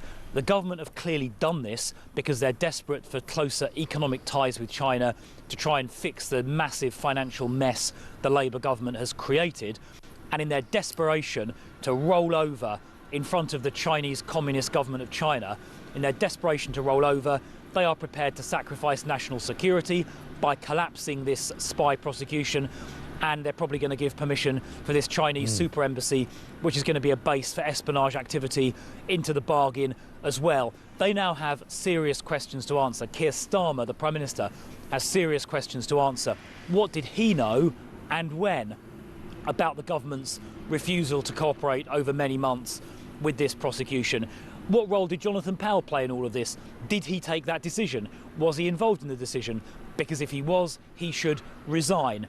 And if it wasn't him, who was it? Although I must say, all fingers appear to be pointing in the direction of Jonathan Powell, who is notorious for his eagerness to kowtow to the Chinese Communist Party in exchange for better economic links. So a lot of unanswered questions. The government's story on this scandal has changed several times.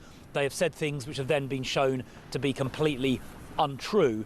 So a lot of unanswered questions. And in fact, Keir Starmer should be today behind me in Parliament answering those questions, not running off to Egypt to try and claim credit for something that was not anything to do with him in the first place. Well, I wonder about that. Have a look at Bridget Phillipson, because she was on Lord Kunsberg's show yesterday talking about what role, if any, Jonathan Powell had in all of this, and her language is rather curious. Have a look.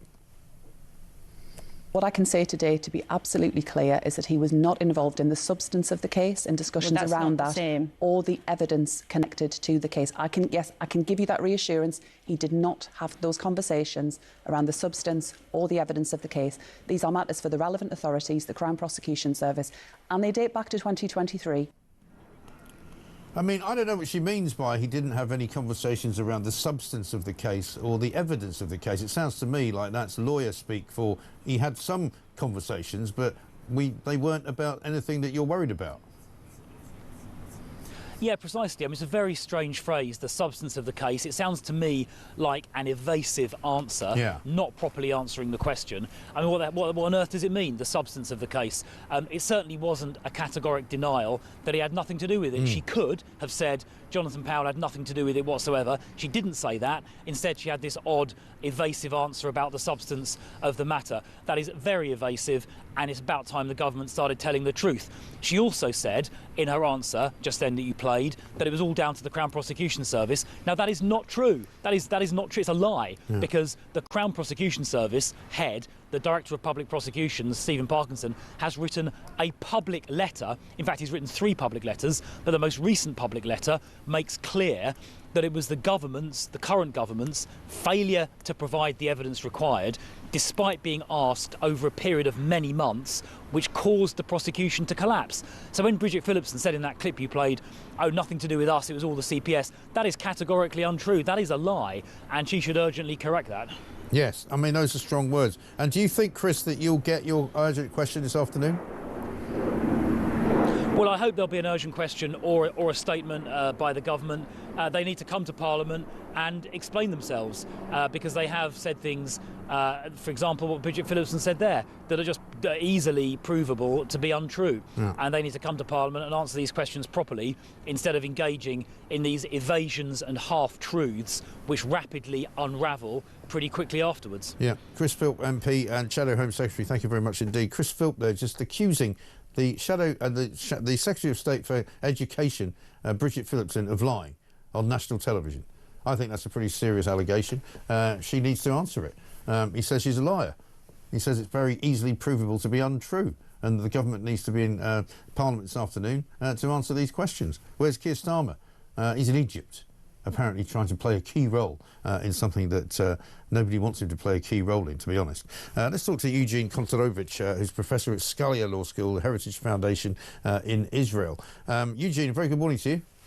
Good to see you, Mike. Yeah, thanks very much for joining us. Keir Starmer's got his own problems at home, but he's going to try and latch on to Donald Trump's coattails, I think, later on today in Egypt to try and get some kind of peace deal underway. What's your view of what this peace deal is about and what can be achieved? So I'll tell you about Keir Starmer's role. He's essentially trying to photobomb this conference of dignitaries from around the world.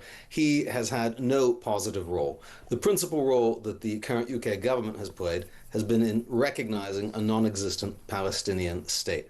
The plan Donald Trump actually signed with Israel and got Arab countries to sign off on, the 20-point plan, point 19 says, after Hamas is demilitarized, after massive reforms of the Palestinian Authority, conditions may be in place for a Palestinian state and doesn't even require the creation of a Palestinian state. That's a historic moment.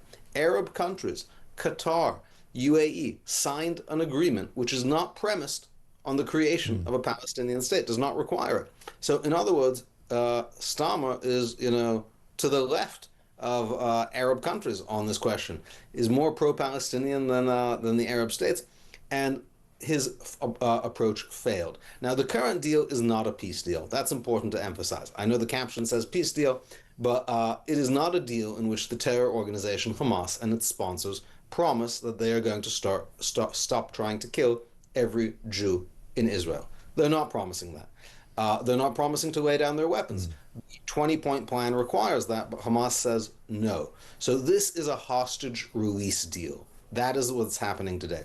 Israel is getting the hostages back, and that is why people in Israel are celebrating, and the Palestinians are getting cold-blooded murderers and rapists back. That's why they're celebrating. Yeah. But nobody has promised peace here. There may be a road to peace, but I think what's really important about this deal is it sets the conditions for a broader peace, not with the Palestinians, but with other countries in the Middle East. And ending this round of the conflict is going to pave the way for new levels of the Abraham Accords, and that's the genius of Donald Trump and Benjamin Netanyahu. Yeah, and of course, once again, the British government and various representatives of it, Bridget Phillipson yesterday on television, doesn't even name Donald Trump. She thanks America for its critical role in producing this peace deal, for want of a better phrase. And David Lammy, the former Foreign Secretary, now Justice Secretary, hasn't said anything about Donald Trump. It's almost as though they've got this ideological inhibition which kind of prevents them from congratulating him in case somebody thinks it's the wrong move.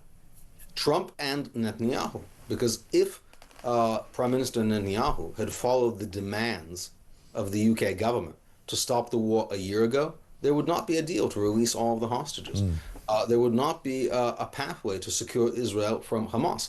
Hamas would always hold on to some hostages. Unlike any previous deal, this allows Israel to control perimeter zone around Gaza to keep Israel safe, requires the demilitarization of Hamas, and those are big differences, and keeps Israel in control of the border with Egypt. Previous deals would not have done that. If Israel had stopped the 25 times the UK told them to stop, we would not be watching these joyous scenes of hostage release now. Exactly right.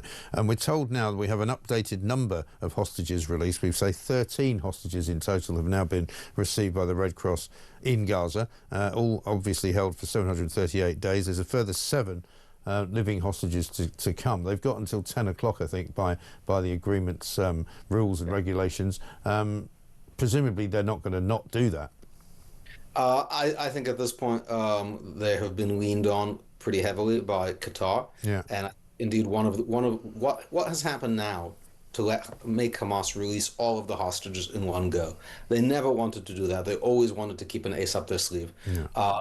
The Israeli strike on Qatar seems to have incentivized the government of that country to tell Hamas something they could have told them any point in the past 2 years. Guys, stop it. Enough. This has to end. Yeah. And that shows that really the end of this war was always not in the hands of Israel, but in the hands of other players in the area. Yeah. Of course, there's also hostages that have been murdered, whose bodies Hamas retains. Right. And isn't it interesting that the sort of the PR war that was waged in the West quite successfully by Hamas and by its supporters in this country and many others hasn't really had any effect on the outcome. At the end of the day, Israel has very much won this because of its hard line.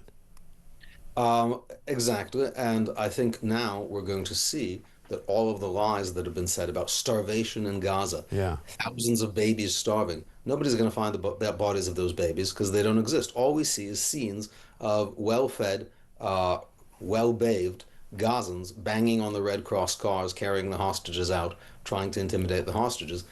This is like the opposite of the liberation of the concentration camps. Right? This is not emaciated Gazans coming out. The people are coming out into the light, and there's no evidence of starvation. The whole thing was a big con designed to weaken Israel. But, of course, one thing that Hamas did win, Hamas got real gains. And one of the gains they got was recognition of a Palestinian state by countries like London and by governments like that in London and in Paris. That they see as a win. Yeah. And it's going to encourage them to try again. And it's important to note, this isn't over.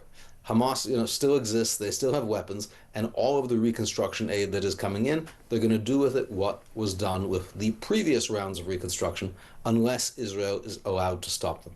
Yeah, fascinating situation. Eugene, good to speak to you. Thank you very much indeed. Eugene Kontorovich, they're professor of the Scalia Law School and from the Heritage Foundation in Israel. It is remarkable, isn't it, when you think of all of the propaganda, all of the things that were said and written, some of it in the BBC, some of it in other media around the Western world, the marches up and down the UK every single weekend, the demonisation, if you like, of Israel as a country when it was doing what it would do in any case to defend its borders and to defend its people.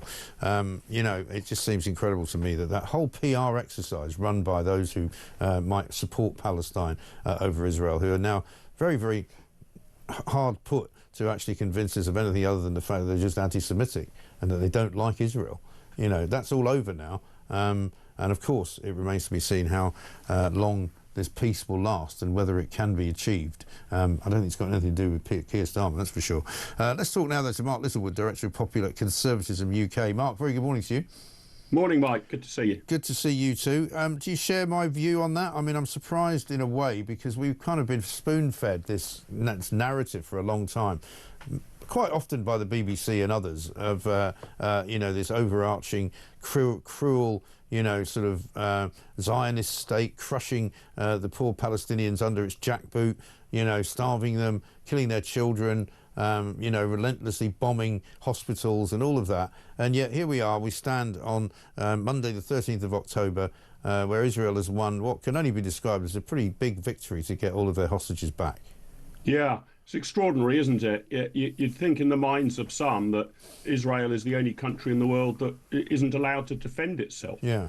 I mean, if what would you expect the UK or the USA to do in similar situations to the October the 7th attack? I mean, what did the USA do after the 9/11 attacks with the complete support of the United Kingdom? So I think that opens some pretty appalling questions for those who almost justify Hamas's actions. Of course, Israel's going to defend itself. And on Keir Starmer's, role here, well, you've heard it already. I mean, if anything, the UK government's contribution to this has been a negative one. I'm hearing a rumour whirling around Westminster, Mike, that at some point in the not too distant future, Keir Starmer might actually plan a trip to Britain, which would be a welcome change from his itinerary to date. And he's obviously got a lot of questions to answer about what's going on in Britain when he finally makes it back here. Well, he really does. And I mean, his willingness to kind of jump across the world at any given moment. I mean, last week he was in India. Nobody really knows why. He didn't need to go there. We've already got a trading arrangement with him, as far as we keep being told by him. But he does have this unfortunate kind of need to travel internationally and to go places where I think they made the point in India, where he's a lot more popular than he is at home. Yeah, so maybe it's that. It's a sort of psychological displacement theory that the numbers and the position in Britain is so bad that he'd rather be almost anywhere else. Look, let's hope for the best in Israel. It's obviously the first good news, this deal that we've had in what is it now, just over 2 years. But let's hope it sticks. I mean, the US administration has clearly played an absolute blinder so far. Incredible progress, but has not, frankly, been helped by other supposed Western allies. So hat tip to Trump, but raised eyebrows, I think, for Macron and Starmer. And Starmer not travelling with his wife on this occasion. I wonder why. Yeah, who knows? Who knows? Who knows? Maybe she's finally got sick of travel. One couldn't possibly speculate on that. Meanwhile, let's talk a bit about what goes on in this country, because on Saturday, yet another march by the pro-Palestinian brigade, who are vowing not to stop marching until such time as Palestine has its own proper free state, which could be years away. So we got to put up with this rubbish for years? Yeah, this is a really tricky one, isn't it? I mean, as you alluded to, or I inferred, Mike, I mean, there's clearly amongst a good number of these protesters an undercurrent, or in some cases right up front, trend of anti-Semitism. and a peculiar focus on Palestine. You don't see the same people complaining about, I don't know, the treatment of the Uyghurs in China, for example. It's only this issue that seems to motivate them on the foreign stage, which I think leads one to believe that their motives might not be entirely pure and their beliefs might not be entirely pure as far as anti-Semitism goes. And look, a balance does need to be struck here, right? Because on the one hand, I want people to be able to protest. I'm in favour of freedom of speech. But on the other hand, we can't have our roads in London and other major cities shut down every weekend because people want to keep making this point for the next 5, 10, 15 years. So there needs to be some sort of limit on it. You have a right to protest, but you don't necessarily have a right to protest down Whitehall and in Trafalgar Square every day of the week. Somewhere in the mists of time, in the dark recesses of my memory, it could have only been a few days ago that the Home Secretary, Shabana Mahmood, claimed that she was going to clamp down on all this. Yes, well, we haven't seen much of that clampdown, have we? We're hearing quite a lot of tough talk from the relatively new Home Secretary, Shabana Mahmood, but no sign of particularly tough action yet. So, I mean, I'm loath to say we should clamp down on freedom of speech, but I'm also loath to see streets of our major cities, virtually, it feels like every day. I know it's not quite as intensive as that, with these ludicrous, rather unnerving and often very anti-Semitic protests. Exactly right. And one thing that we do know is that they did arrest somebody at the rally in London on Saturday, but unfortunately it was a pro-Jewish protester. Have a look at this.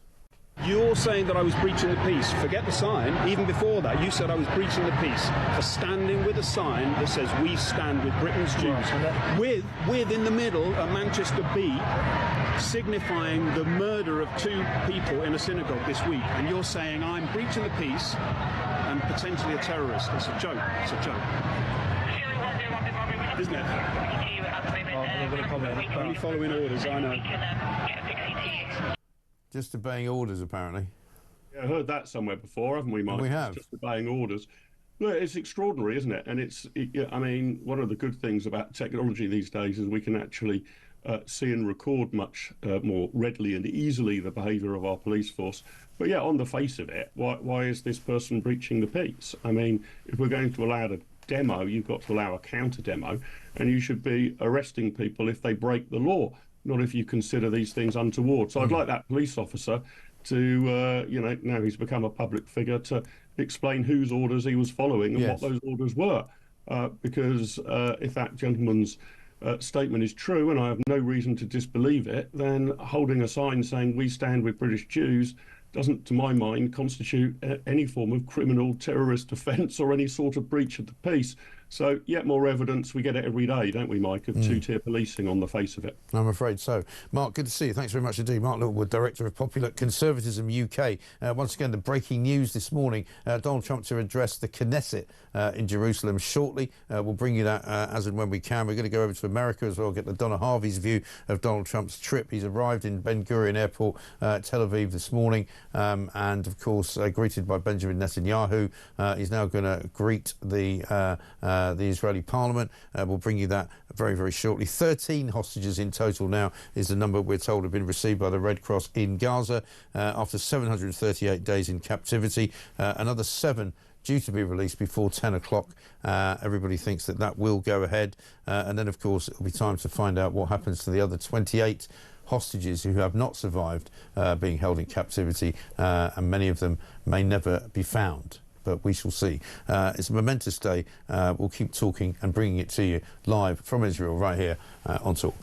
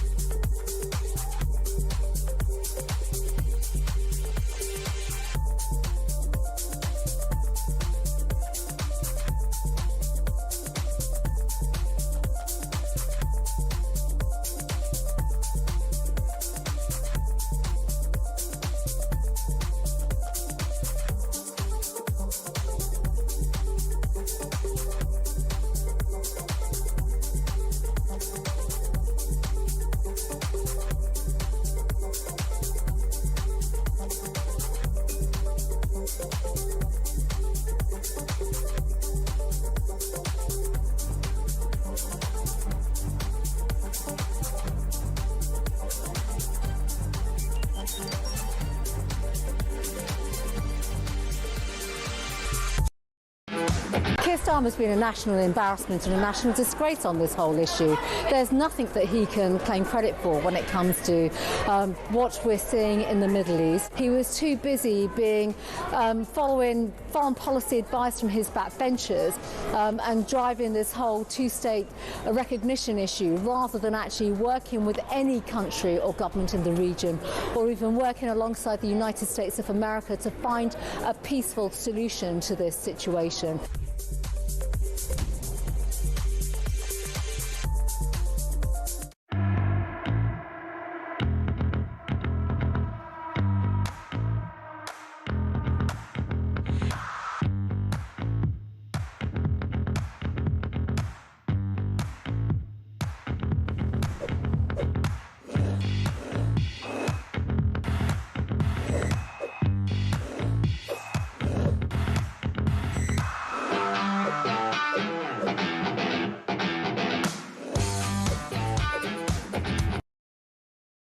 Across the UK, on DAB+, on your smart speaker, on your smart TV, and on your side. This is Talk. Welcome back to Morning Glory, 9:32. I'm Mike Graham. One from Alan in Merseyside. It's a question of who's more embarrassing to my country. Is it Prince Andrew or is it Keir Starmer? Well, that's a good question. Let's get a voice note from Judith. Hello, it's Judy from Altofts, West Yorkshire. Keir Starmer and the government promising to help rebuild Gaza. We've no money. We're broke. Why don't he ask all the Arab states that are rolling in money to put all their money in to help rebuild Gaza? He can't visit anywhere without his giving money away. Him and David Lammy. Every time they rock up somewhere, they give them a few million. I mean, it wasn't that long back that Lammy gave 75 million to Singapore, which is one of the richest countries in the world. What a shower. Thank you. Well said, Judith. What a shower. Very well said. Shane in Bedford. I can't believe two-tier Keir has got the barefaced cheek to turn up in Egypt and try and claim some sort of credit for the hostages' release. Well, I mean, you might well ask. I mean, he'd rather be there than here. He'd rather be anywhere but here. Because here, he's facing a lot of tough questions about the Chinese situation. Let's talk to LaDonna Harvey, though, Arizona Morning News star over there in Phoenix, because Donald Trump is about to address the Knesset at some point in the next half hour, we think. He's having quite the day of it. He's arrived in Tel Aviv. He's flown into Ben Gurion Airport. There's a huge sign on the beach at Tel Aviv saying, "Thank you, Mr. President." Quite a remarkable day, really. LaDonna, very good morning to you. Good morning to you. I mean, even Hillary Clinton has actually given him credit. I mean, this is quite extraordinary. Have a look at this. Significant first step, and I really commend President Trump and his administration, as well as Arab leaders in the region, for making the commitment to the 20-point plan and seeing a path forward for what's often called the day after. So, you know, they said hell would freeze over before you saw that. Well, hell must be pretty cold today. A little bit chilly, yeah. You know, it's interesting. I was talking to a former national news analyst who is kind of free range now, named Chuck Todd, on Friday. And he said, you know, there are two places where Donald Trump's bluster doesn't flip people out.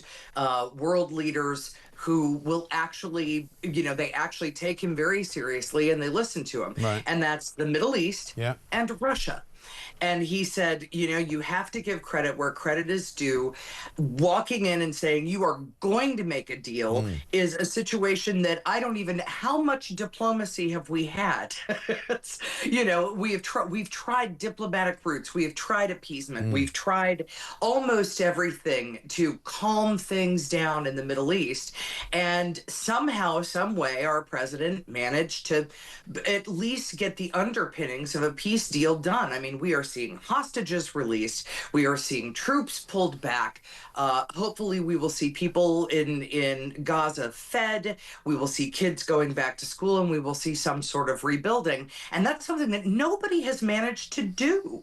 And, you know, how did he get it done? I have no idea. Nor do I care, to be honest. No. I think it's like, who cares how he got it done? He got it done. and we can finally see a calming of the waters there and some sort of resolving of a situation that for the past quite a few years has just been incredibly volatile. And can we take that volatility out of it? Yeah, exactly right. And the fact that he did get agreement from all of those Arab countries, I think, is quite remarkable, because that's the key to it all, isn't it? And the fact that he also kind of bypassed in his thanks last week Britain, France and Canada, because they did what Secretary of State Mark Rubio said was actually damaging to peace talks. That Hamas basically pulled out of the peace talks the day that France decided to recognise the Palestinian state. Well, it's, you know, that's such a thorny problem, and it makes Israel mad when people step in. It makes the Palestinians mad when people step in, although they want people to step in. They just want them to step in on their terms. And I think Donald Trump just sort of stepped in on his terms and said, you go to that corner, you go to that corner, everybody shut up, and here's how this is going to work. Yeah. And you know, with me, I'm like, I know you are, but what am I? Don't tell me what to do. But somehow, some way, Bibi Netanyahu and Hamas have sort of retreated to their respective corners, realizing that this situation has been untenable, absolutely untenable, and could not go on. The other one that's interesting over the weekend with regards to sort of US-UK relations is, I don't know how much you know about it, but the UK government is currently embroiled in this scandal about a spying a situation regarding two British citizens who were supposedly spying for China. The case was brought against them by the Crown Prosecution Service, effectively the Attorney General here, and the case had to be dropped because they couldn't get any cooperation from Downing Street with regards to referring to China as the enemy and dangerous and a threat. And the US, we understand, the White House has now warned the UK that, you know, if this is how you're going to treat China, we might have to pull back with some of our intelligence information that we give you. Well, yeah, you know, China gets treated with kid gloves because, let's face it, they're one of the manufacturing behemoths in the world, and everybody tiptoes very gently around them. However, they are also have a horrible human rights record, and you know, their kind of lock on those rare earth minerals that are needed in so much for computing and in the making of silicon chips, in AI, in, you know, all of the technology that we are all depending on, that lock and their resistance to selling those minerals very specifically to the United States is really the #1 reason I believe that Donald Trump is very unhappy with China right now, and he's going to be really unhappy with anybody who's appeasing them. And they're not going to be too happy with the 100% tariffs that he's about to put on them either. But no, and I think it's even more. I want to say that I think it's 130. Right. It's amazing. It's a lot. But I mean, there's a good story, pro-American, I suppose, story in the Wall Street, in the Financial Times this morning, saying Wall Street investment bank revenues are set to top $9 billion. Apparently for the first time, getting back up to previous levels, still not as high as 2021, but an increase of 13% from a year ago, 50% improvement on the lows of 2023, when, of course, old sleepy Joe Biden was in charge. Well, it's interesting because, you know, pretty much everybody on Wall Street, when they saw the tariffs going in and this tariff war breaking out, and I'll be honest, as your average American, I was flipping out over the tariffs, going, wait a minute, what's going on? And nothing happened that Wall Street sort of, and regular old economists predicted. The American economy did not tank.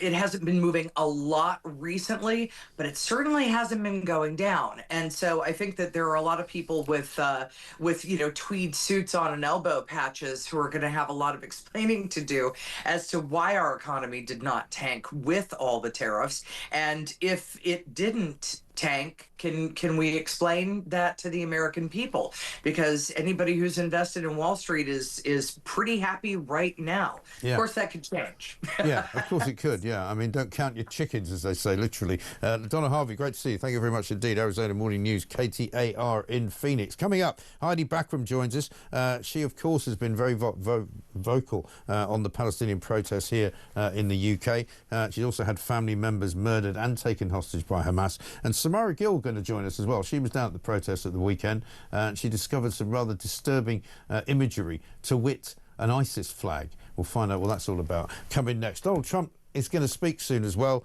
After 13 hostages now is the total number so far released. It could be 20 by 20 minutes from now. This is Talk.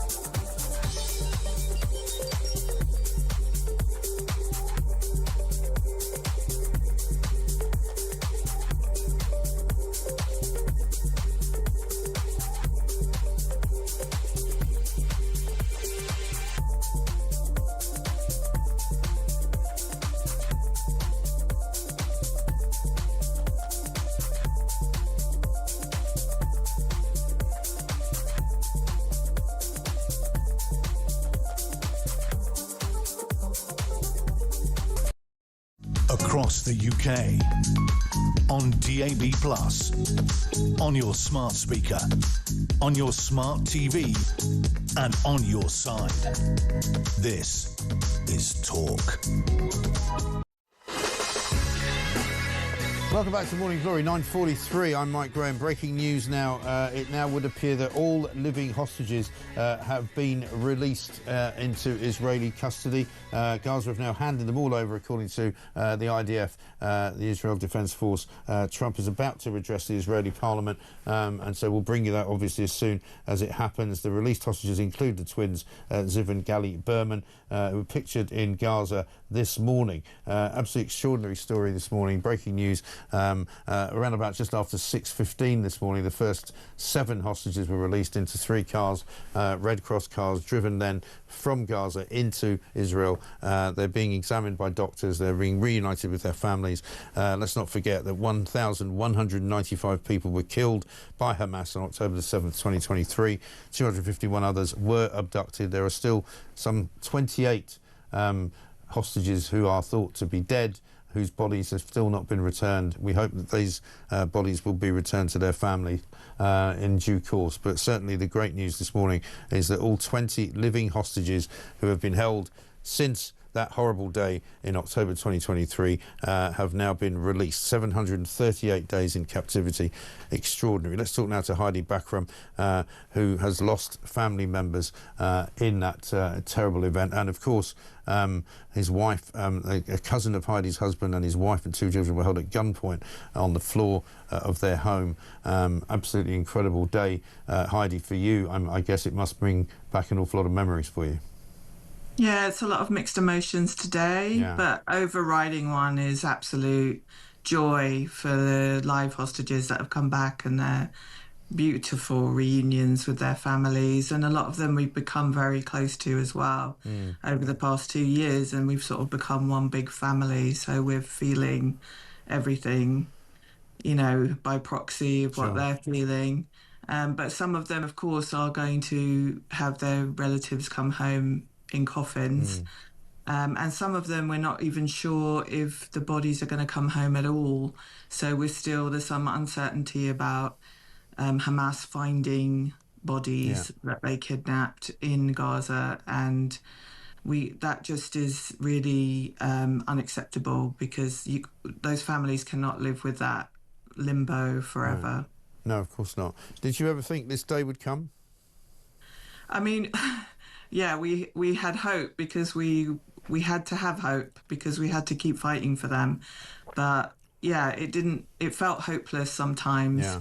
And certainly we were carrying this kind of weight of despair around with us a lot. And I've only just actually realised how much of that weight was there. And the past 2 nights, even though it wasn't absolutely sure what was going to happen, I actually slept for 2 whole nights, which I haven't slept, I realised, a whole night for 2 years. It's incredible, isn't it? And watching the scenes in Hostage Square and watching the relatives, you know, I don't know them, but I feel a kind of amazing connection with them in a way, because we've all just wondered at some point, even if it was only once or twice in the last 2 years, what it must be like to be waiting like that, to not know whether you're ever going to see your relatives or your sons or your daughters ever again. Yeah, I mean, I was speaking to one of the relatives the other night, and he said, well, you know, we wait now, but we've become experts in waiting.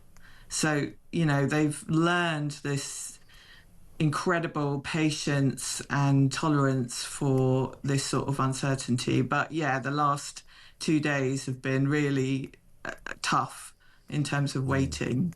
It felt much longer, like it felt like a year long, 2 days. Yeah. And those minutes, even waiting to hear and see their voice and see their faces and know it's for real, there's always that doubt right up until the last second.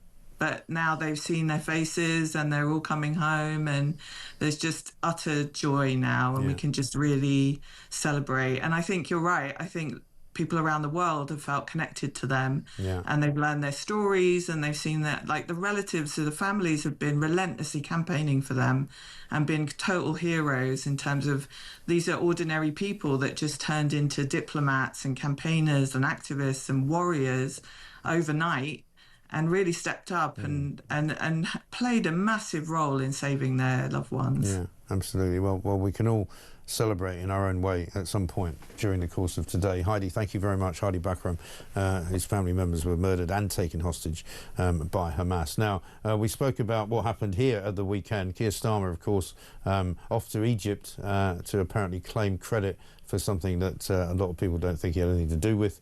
And of course, he's going to try and get himself involved in future peace negotiations. He's already said that we will be helping with humanitarian aid into Gaza.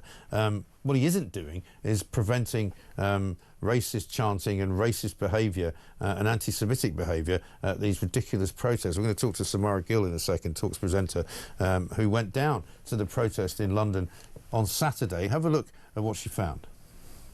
A flag for the Islamic State right near Westminster. I mean, we've had a terrorist attack in the past few weeks, and now we have someone wielding an Islamic State flag. Modern Britain confirmed that that flag there is a flag for jihad. It's a very interesting flag. What does it mean? Declaration of faith.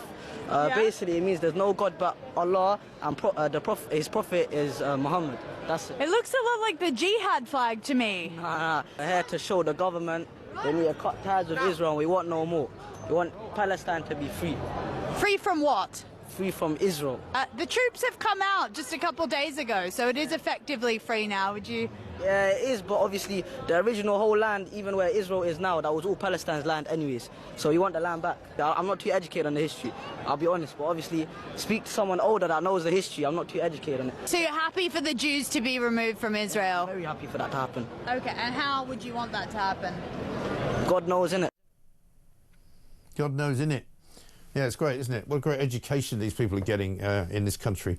That was Samara Gill down there on Saturday questioning some of the protesters. We know what they really want. We know what they really think. Samara, very good morning to you.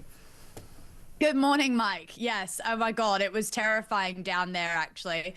I feel like now that all the hostages have been released, what we're left with here in England is sort of this rancid residue of Jew hatred. And what I witnessed on Saturday was actually Islamic extremism.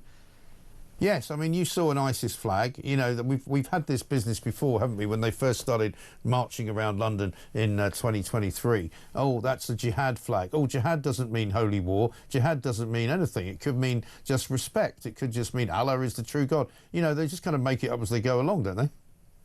They really do, and I could tell that the man next to him knew exactly what that flag meant, and they knew what they were flying, and they also, I mean, if you look at that interview, he blatantly calls for all Jews to be removed from Israel, therefore the obliteration of Jews. And I really think that it's this extremism on our streets here in the UK that's been, to be honest, encouraged by Keir Starmer, that we're going to... Oh, have we lost you? She's just frozen there a little bit. We'll just try and get Samara back. Yeah, I mean, you talk about extremism on the street. I think she's back. Are you back? Oh, yes, I'm back. Sorry, you just froze there. You were talking about extremism on the streets.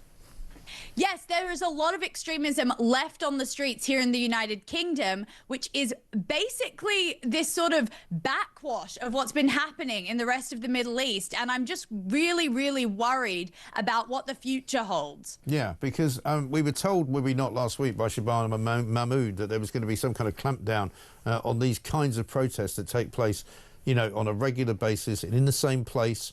Nothing seems to have changed on Saturday, so who knows whether anything will change in the future.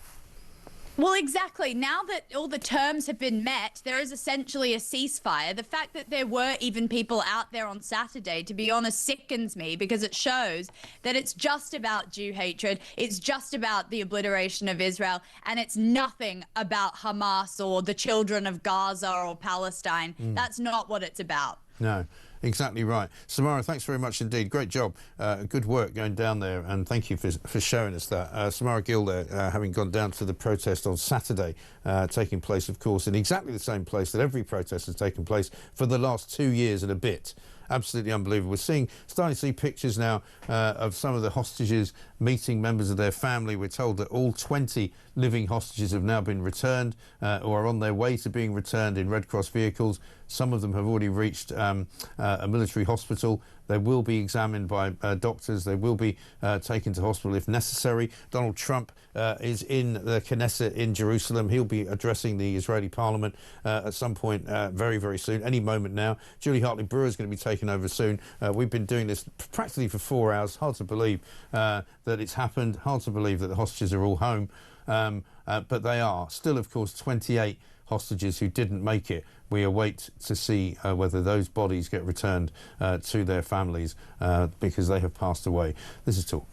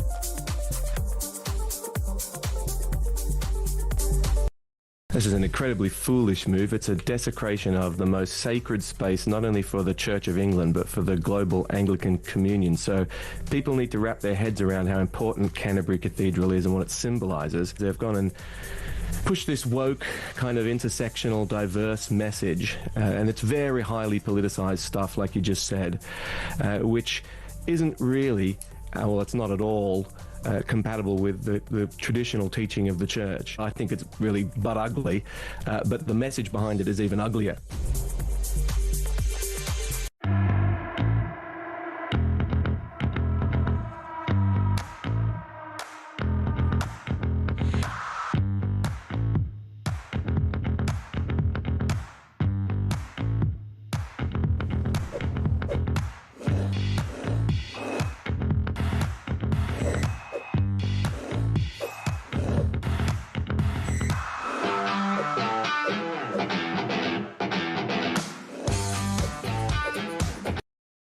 Across the UK, on DAB+, on your smart speaker, on your smart TV, and on your side.